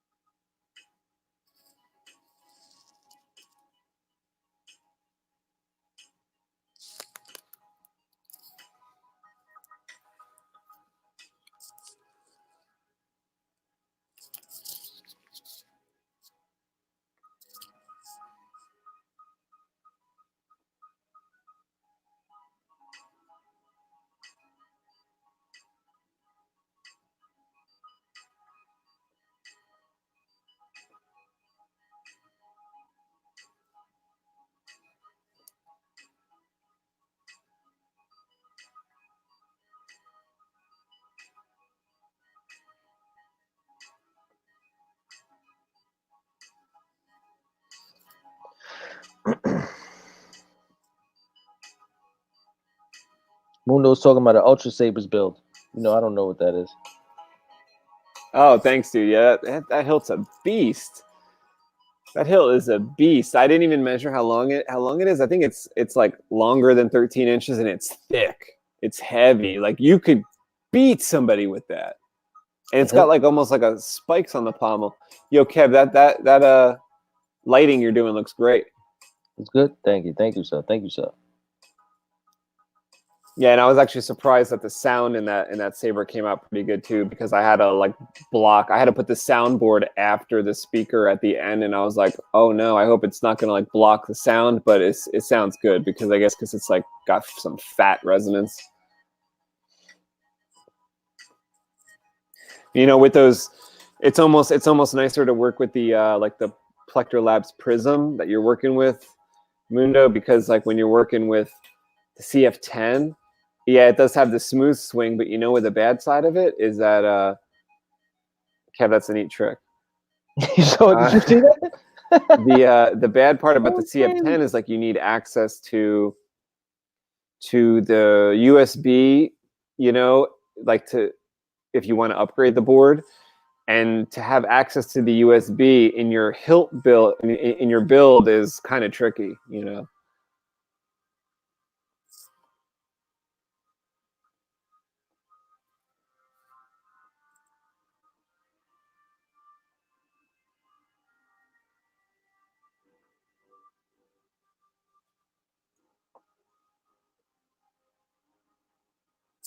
This is almost like the tribute song, right? Tribute to the beginning of the book. Oh, I could kind of get behind that. Yeah, I think I want to go old school. Like I want to give this like an old school screen, man. You know what I mean? The whole book. Just some areas. Go ahead. Like why not? I think it'll give it that It's that so retro early too. feel. Like you'll be developing things that will work with for the whole book. So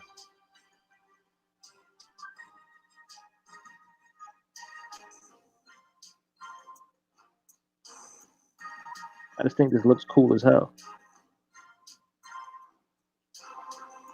See what I'm saying? oh yeah, I like that. That's just in that little area. You know what I mean? That makes good or like that makes sense for the tech. I think, you know, like especially in here, this like it could be this texture of whatever walls, whatever plastic style walls or whatever is in there.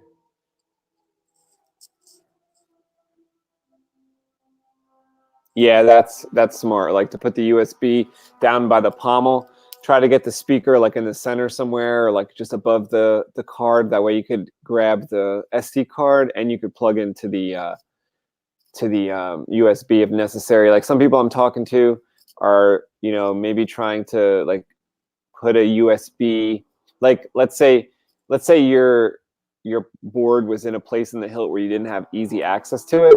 You could put like an extension USB on it, but I think it gets a little bit tricky because you just have to make sure that when you're buying the extension that it's like the proper USB extension that can carry data and not just like the power type of USB, like USB mini, because you'll want to like go back and forth with data. So what I mean is like, let's say the board was embedded in the center of the saber, and then you could like run wires to like a port on the outside of the saber, kind of like you do with like your recharge port, that it would just plug in your computer. That it's a little trickier though, you know, it gets a little, especially when you're trying to replace the board USB with an extension, easier to like plug in like a male USB mini and then come out with a female USB mini on the other end to like a different part of your hilt if it's hard to get to. But if it's at the end, like on your dad's build, it's gonna be okay. Yeah, so like the printed chassis, you know, it'll probably have a little spot where like you'll be able to plug in for USB at the end. They make it good. They make it kind of easy with that.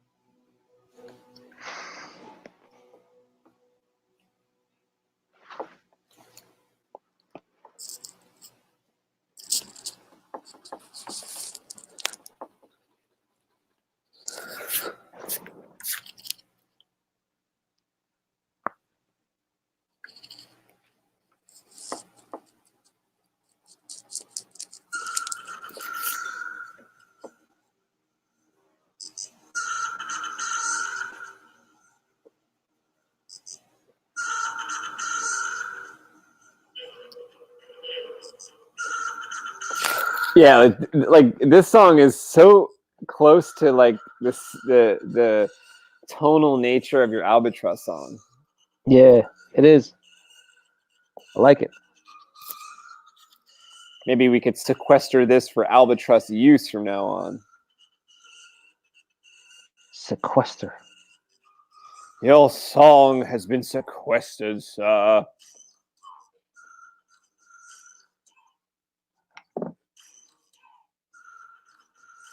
This one's called Tibet. Tibetan monks. You bet I'm gonna steal Tibet. For free, no debt. Free from real and karmic debt.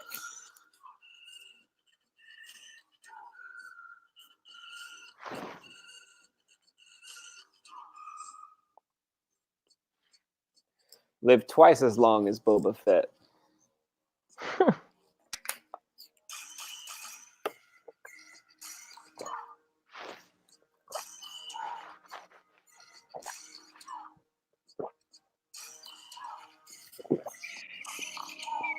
Why did everything have to be explained in the prequels? I don't know. It's like an unaltered clone. Oh my god. And then it's like a 3PO has to be built by Anakin. Why is everything connected? Didn't have to be at all. Oh my god, they have to show where Boba Fett's born? What? Why? That was crazy. Oh wow. They're crazy, man. It's like, no, people really want this. They want to see where Boba Fett was born. Oh, but he wasn't born. He was made in a test tube. Oh, okay. All right. Did I really need that info? He was part of a clone army. Master Sifo Dyas, which we'll never ever talk about again.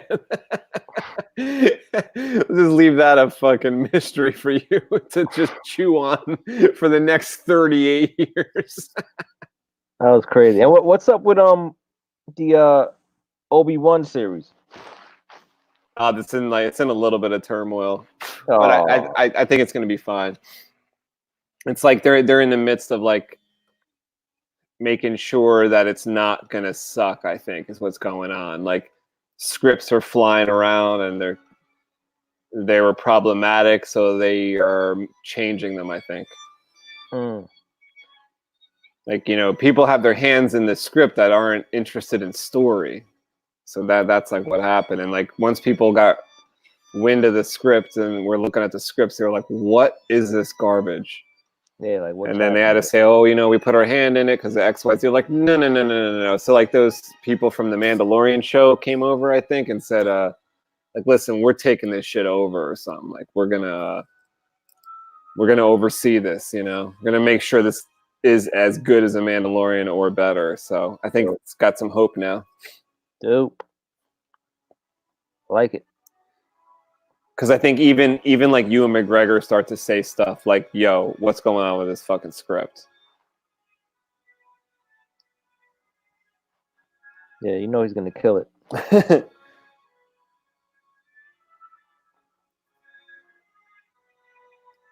They just can't keep doing this. Like, get your hands out of this. What are they doing? Just let it be excellent, a creative excellence. That's all it has to be. Doesn't have to include any other garbage. Just make it good. Yeah, it doesn't have to be built for a spinoff. Yeah. Like, this is what it is. It was sounding kind of promising, but it's also just, you know, there's stuff that, like, if you want to know about like Ben Kenobi in those intervening years, there's material. Like there's a book called Kenobi, John Jackson Miller. You could read that. It's good. You could see there's a fan film called Kenobi. I don't like it. Things happen and I'm like, this is stupid. Like, I don't know. Aunt Beru has a gun in it. She's shooting. I don't know.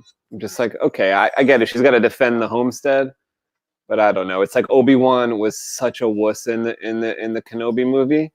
Like, you know, in the final scene of in one of the later scenes of episode 3, where you see Yoda and Obi-Wan flipping around, killing clone troopers. You remember? Yeah. And they were like trying to make their way back into the Jedi Temple so that they could change the coding so that more Jedi would not fall into the trap that the Emperor set. And so they end up, they slay like so many clone troopers. It looks like it's pretty easy for them, right? And those clone troopers are supposed to be like excelente. They're supposed to be like top notch, whereas like later on when we see like Luke and Han time frame, those troops are not that good, right? Like they can't shoot properly. Like they're not as good as the original clones as so far as the canon says. But in the Kenobi fan film, it's like Ben Kenobi has some trouble with about 5 or 6 or 7 troopers. Oh. And needs like Owen to help, and Aunt Beru's got to shoot some people. And it's like, really? Like, I just thought like this dude, and he has his lightsaber. I think he's even got both lightsabers. He's got like his lightsaber and Anakin. So like, what's the problem here? Like, just like a couple months ago, you were flipping around killing these people. No problem. Now you're struggling just to kill like 2 people, and Aunt Beru's got to kill the rest. That's so it's crazy. just, I wasn't happy with that Kenobi movie. And also, I wasn't happy. This is why I wasn't happy with that Kenobi fan film, is that in that scene where like Kenobi's fighting off troopers with a lightsaber, and Aunt Beru is shooting troopers as well, and so is Owen, and Obi-Wan is using a lightsaber. Luke is there too as a little boy watching him. So it takes away from later on, if you were to take this as canon. And then later on, you see the movie, and he hands him the lightsaber, and Luke says, "Oh, well, what is this?" Yeah. It's like, oh, that's garbage now, So I don't know why like that Kenobi fan film actually got a lot of traction. Like a lot of people really like it, but to me, I'm like, no, I don't want Luke to see the lightsaber at 7 years old or whatever. That takes away from the later on. That's crazy. And maybe he's too young, or maybe he's 3 years old in this scene. But I just think any Luke seeing a lightsaber is too much before he actually gets the lightsaber, So my point is, it's like, I don't know. You have to tread so lightly with that Kenobi show, Like you can't do certain things. Like you can't show Luke the lightsaber. You can't really. There's just certain things you can't do. Just can't do it. You can't take away, like, that's just the worst thing, is that something I would have never expected is if you said, hey, we're going to remake something, we're going to make a newer version of this, to have it hurt the old thing is just something I never would have dreamed up was possible. Like, thankfully they don't do it in certain things, like those Rocky, like they have Creed 1 and 2. It doesn't take away really from the old movies. You could still believe in everything you believed in, basically. It doesn't really take away from it. They're not saying, oh, at this time Ivan Drago was really a robot or something. It's like, no. Everything was the way it was. We're not trying to take anything away from it in the Rocky movies. Whereas a lot of other series, it's like they're trying to hurt the other previous shit. Why are you doing that? Don't hurt it. Just do the next thing. No reason to hurt the previous thing. What are you doing? It's weird. It's weird. Yeah, weird. They do it successfully sometimes, but like Terminator tries to screw things up too. They try to go back and say like, oh, the hero that you loved is he got killed 2 seconds later. It's like, oh my god. Way to make me regret my 1991 purchase of those tickets. Never could, I would have never imagined that was possible.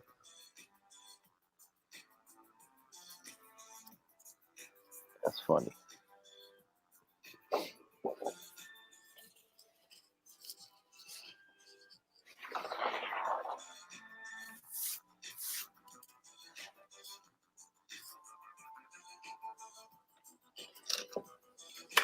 Oh, Dobbs is looking good. Looking legit. Is he taking a crap? He's happy about it if he is. He just let one loose. Taking a dump.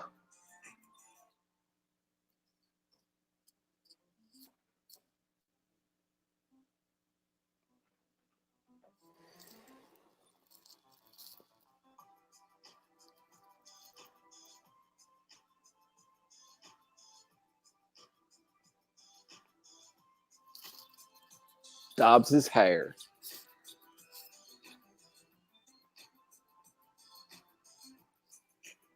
He's got like white. His hair is almost white, right? Yeah, it's like in that concept art, it's like he's older.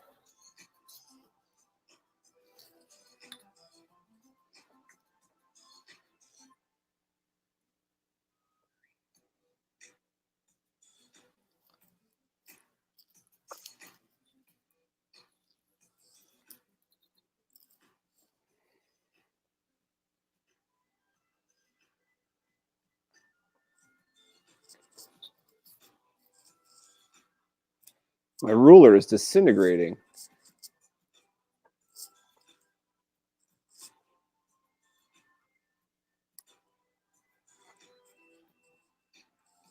I bought it just like 27 years ago. What's the problem here? Actually, look, this is something. This is my roommate's. This is my roommate's ruler. That's his initials. I stole it from him, I guess. Oh snap! I didn't even pay for that ruler. Can't complain.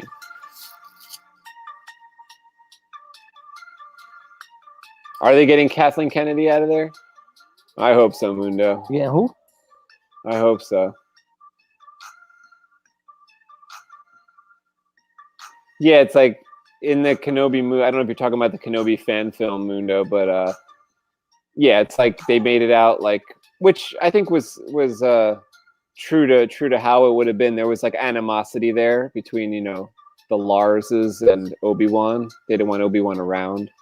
That makes sense. That made sense to me.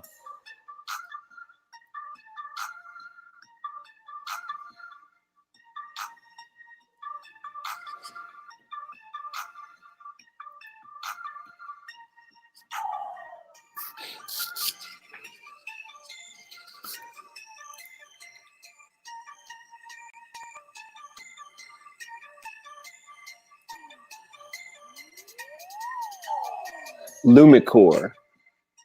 So we have Material Light and Lumicore.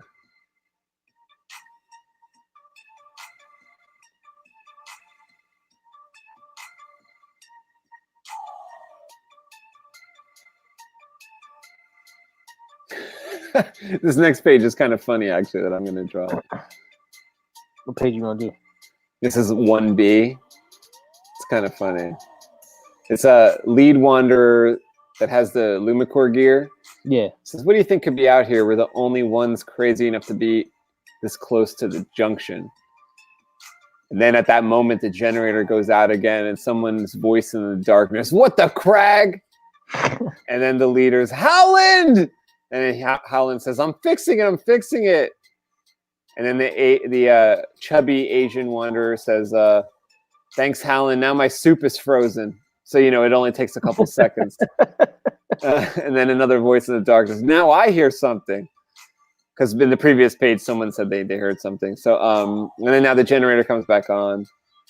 And is this a thumbnail? You don't have the sketch yet? I don't even have the thumbnail. I don't even know the thumbnail. I'm just reading from the script. So then the wanderer leader, he stops to listen when he doesn't hear anything. Oh no, okay, so that's the part. Okay. So there's a page in between. Oh, I see. Okay, so it's like, it's a page I just drew this episode. Then this page that I'm reading. Okay, I think I had it a little wrong in the script.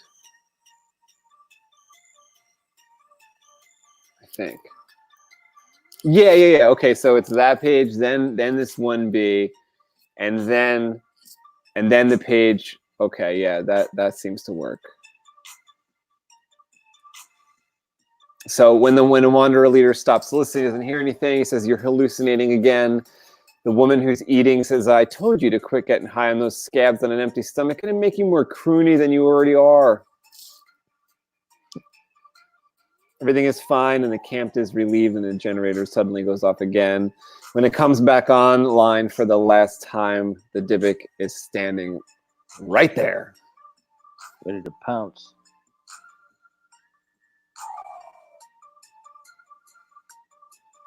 It's like Professor Moody in Harry Potter when he says, when I could see the whites of my enemy's eyes, that means they're standing right behind me. He starts laughing. Because he actually does have his enemy behind him. I don't remember that at all. It's the fourth movie. It's actually really not Professor Moody. It's This dude's son. yeah, Barty Crouch Jr.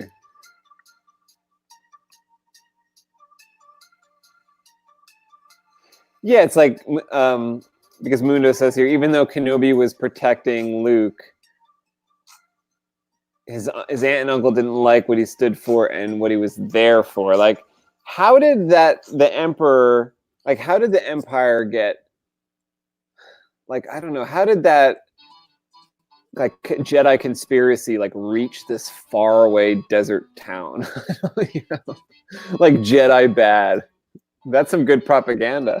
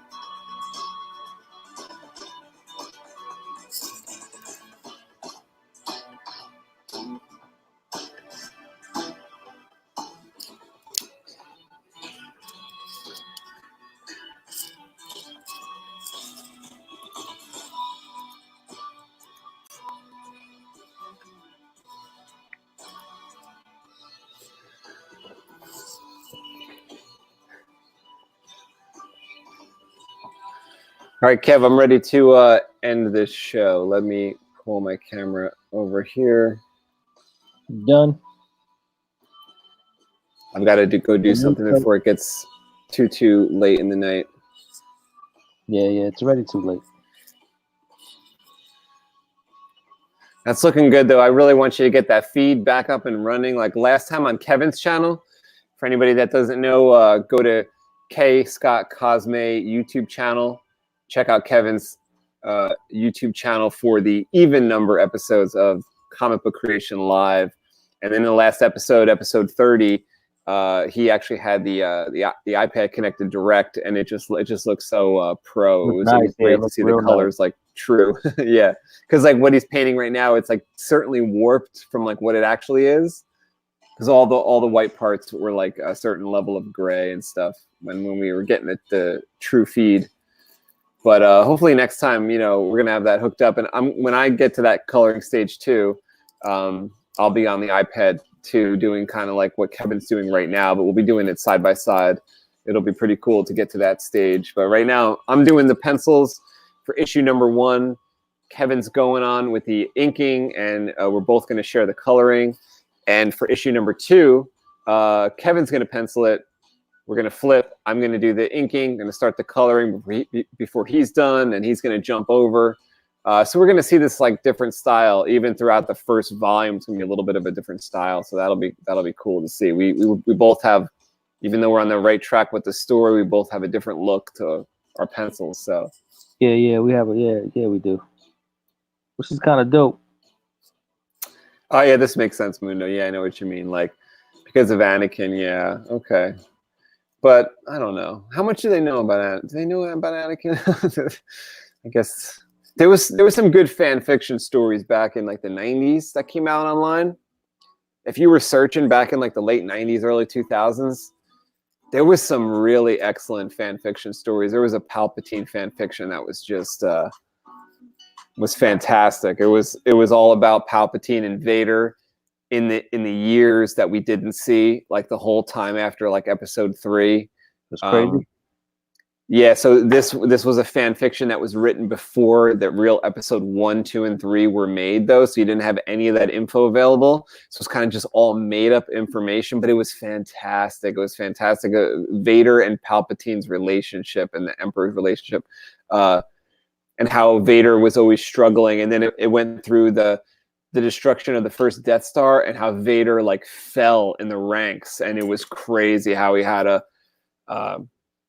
deal with like that kind of kickback that everybody gave him, as far as like you're the failure who lost the lone survivor from the Death Star. Can you believe that? That's crazy. Where like 1 million people died, biggest failure the Empire ever saw, and like Vader's the only one that comes back from it. And the Emperor's like, F you, you know. Like the Emperor was like, we're taking away your super Star Destroyer. You're not the captain of whatever ship anymore, and you're not like, you know, they kind of stripped him down a little bit. So it was, you know, and then they had Vader, his internal struggle with his. They humanized this guy? Yeah, because it was like he was really in there kind of thinking a lot about Padme, kind of thinking a lot about, you know, his previous life, and that was always inside, you know, like we were just like kind of getting the real Anakin, whereas all the Empire people who walked in would just see Vader, like you could see inside his mind in the story, and it was wild as far as like and it was a fan fiction, but it was like 190 pages long. Like it took me a month to read this thing because I would just read it at work, like little by little. Nice. And it was great. It was probably like written in like 1995 or something like that. I don't know if I'd ever be able to find it again. But where they have all those cool stories is the Force.net. The Force.net has all those fan fictions like archived, I think. Crazy. Yeah, I think you can dig how far I brought this page, man. It's pretty crazy. Yeah, that's a lot of work tonight. Well, that's another reason why I wish we could see more. Like I'm bugging out right now. Actually, there's one much. I do want to show. I'm going to show something here. Go. I want to show a little bit of your video, if that's okay with you. Yeah. Oh yeah. Show it. I think only I can hear it at this point, but I just want to show.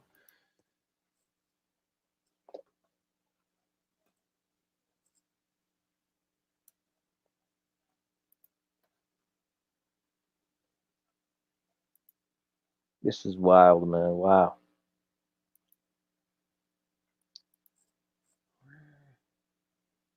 Here we go.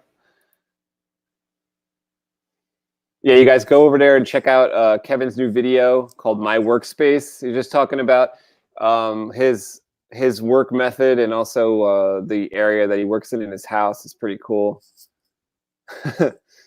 So go over there. Can we hear it? Can you? No, I don't think you guys will be able to hear it, so I'm just showing you this little beginning part here. I haven't figured out how to get the sound to come through. No, I do know how to do it, but I have to get it. I have to like run it through where there be an echo. That's the only way I know how to do it. I don't know how to like directly show you guys the sound. Oh. All right, so go check out albatrossjunction.com, where we added a bunch of new concept art. There's some page art coming soon, and also a bunch of links to Albatross Junction Comic Book Creation Live, which you will be able to see in the link or in the description below this video. If you want to check out the other Comic Book Creation Live episodes, go back and forth between this channel, Space Windu channel, and also Kevin's channel, where he has the even numbers. I have the odd number episodes. So the next one is going to be number 32, CBCL number 32. Come back and check with us. I think it'll probably be Monday, or no, not Monday night, Tuesday night on Kevin's channel. And we usually get started around 9 o'clock if you want to be involved in the live show, or just check it out afterwards in the recording, which shows up in Kevin's feed. So if you subscribe, you'll see that. All right, yo, check your screen's kind of. Check your phone out. Check my phone. Yeah, because I sent you the page so you can see a high res version. Oh, okay, cool. I should maybe look at it on my iPad. Oh, this is looking good. Look at all those little lights. Whoa, you really made it into like crazy. You made it into like a spaceship in here. Yeah, it's bugged out. I like that. Looks crazy. And you started Donovan on the walk-in. You're leaving the Yeah, Concordia to me at the top, but I'm glad you're taking care of all these little lights. Yeah, you gotta zoom in. You gotta zoom in. Did you zoom in on the texture? I see that, yeah. I also like how the lighting is working with these characters because I'm really starting to feel like now that they're in this plane. Yeah, yep. Nice. Because yeah, it's like dark in there and it's bright out, and you could see the light coming in harshly from the outside, which is like you said last episode, is only because they have a sun over there in Quantum Heights. So. Yeah. Spoiled. Oh, and Dobbs is wearing Beats. Dobbs has got Beats headphones. He's wearing Beats. Yeah, it's looking good. It's dope. Oh, I see you kind of started inking Dobbs a little bit. Yeah. Yeah, man. We're doing it. Yeah, so what I'll do is I think what might be cool on some of those on the website, I'm going to put a section called pages. And what I might do for some of them is maybe take a panel, select panel from here and there, and show like the pencils and then show the colors of it. That'd be sweet. That'd be dope. And then once we have like some kind of sample of an actual like 3-page story, like where it's like ABC, where the story's succinct in 3 pages, we'll post that as well. I'm here for it all, man. I'm here for it all. What's that? I said I'm here for it all. Here for it all. I'm here for it all, man. All right. Well, thanks for everyone that joined us. Mundo, if you're still here, thank you. And we will see you really soon. We'll see you next time. Hope you have a great night. Kev, thanks for doing this. This was a lot of fun. We're getting farther and farther. And we'll be getting farther on your channel on Tuesday night. And in the meantime, maybe there'll be some more videos. You know, Kevin's been posting some shorter videos that if you subscribe to his channel, you'll get those as well. Yeah, man. Just gotta keep creating, making it happen. Definitely. You've been posting a lot more stuff to the Instagram too. So yeah, Instagram is up and running now. And that's ALBATROSS_junction. Mm-hmm. I've had that running as like a ticker, so that should be clear enough. Yeah, you have. Yes, you have. Yeah, the whole time. So that's good. Nice. So yeah, we're golden. All right, great job tonight, and we'll see you guys soon. All right, folks. Later on, Mundo.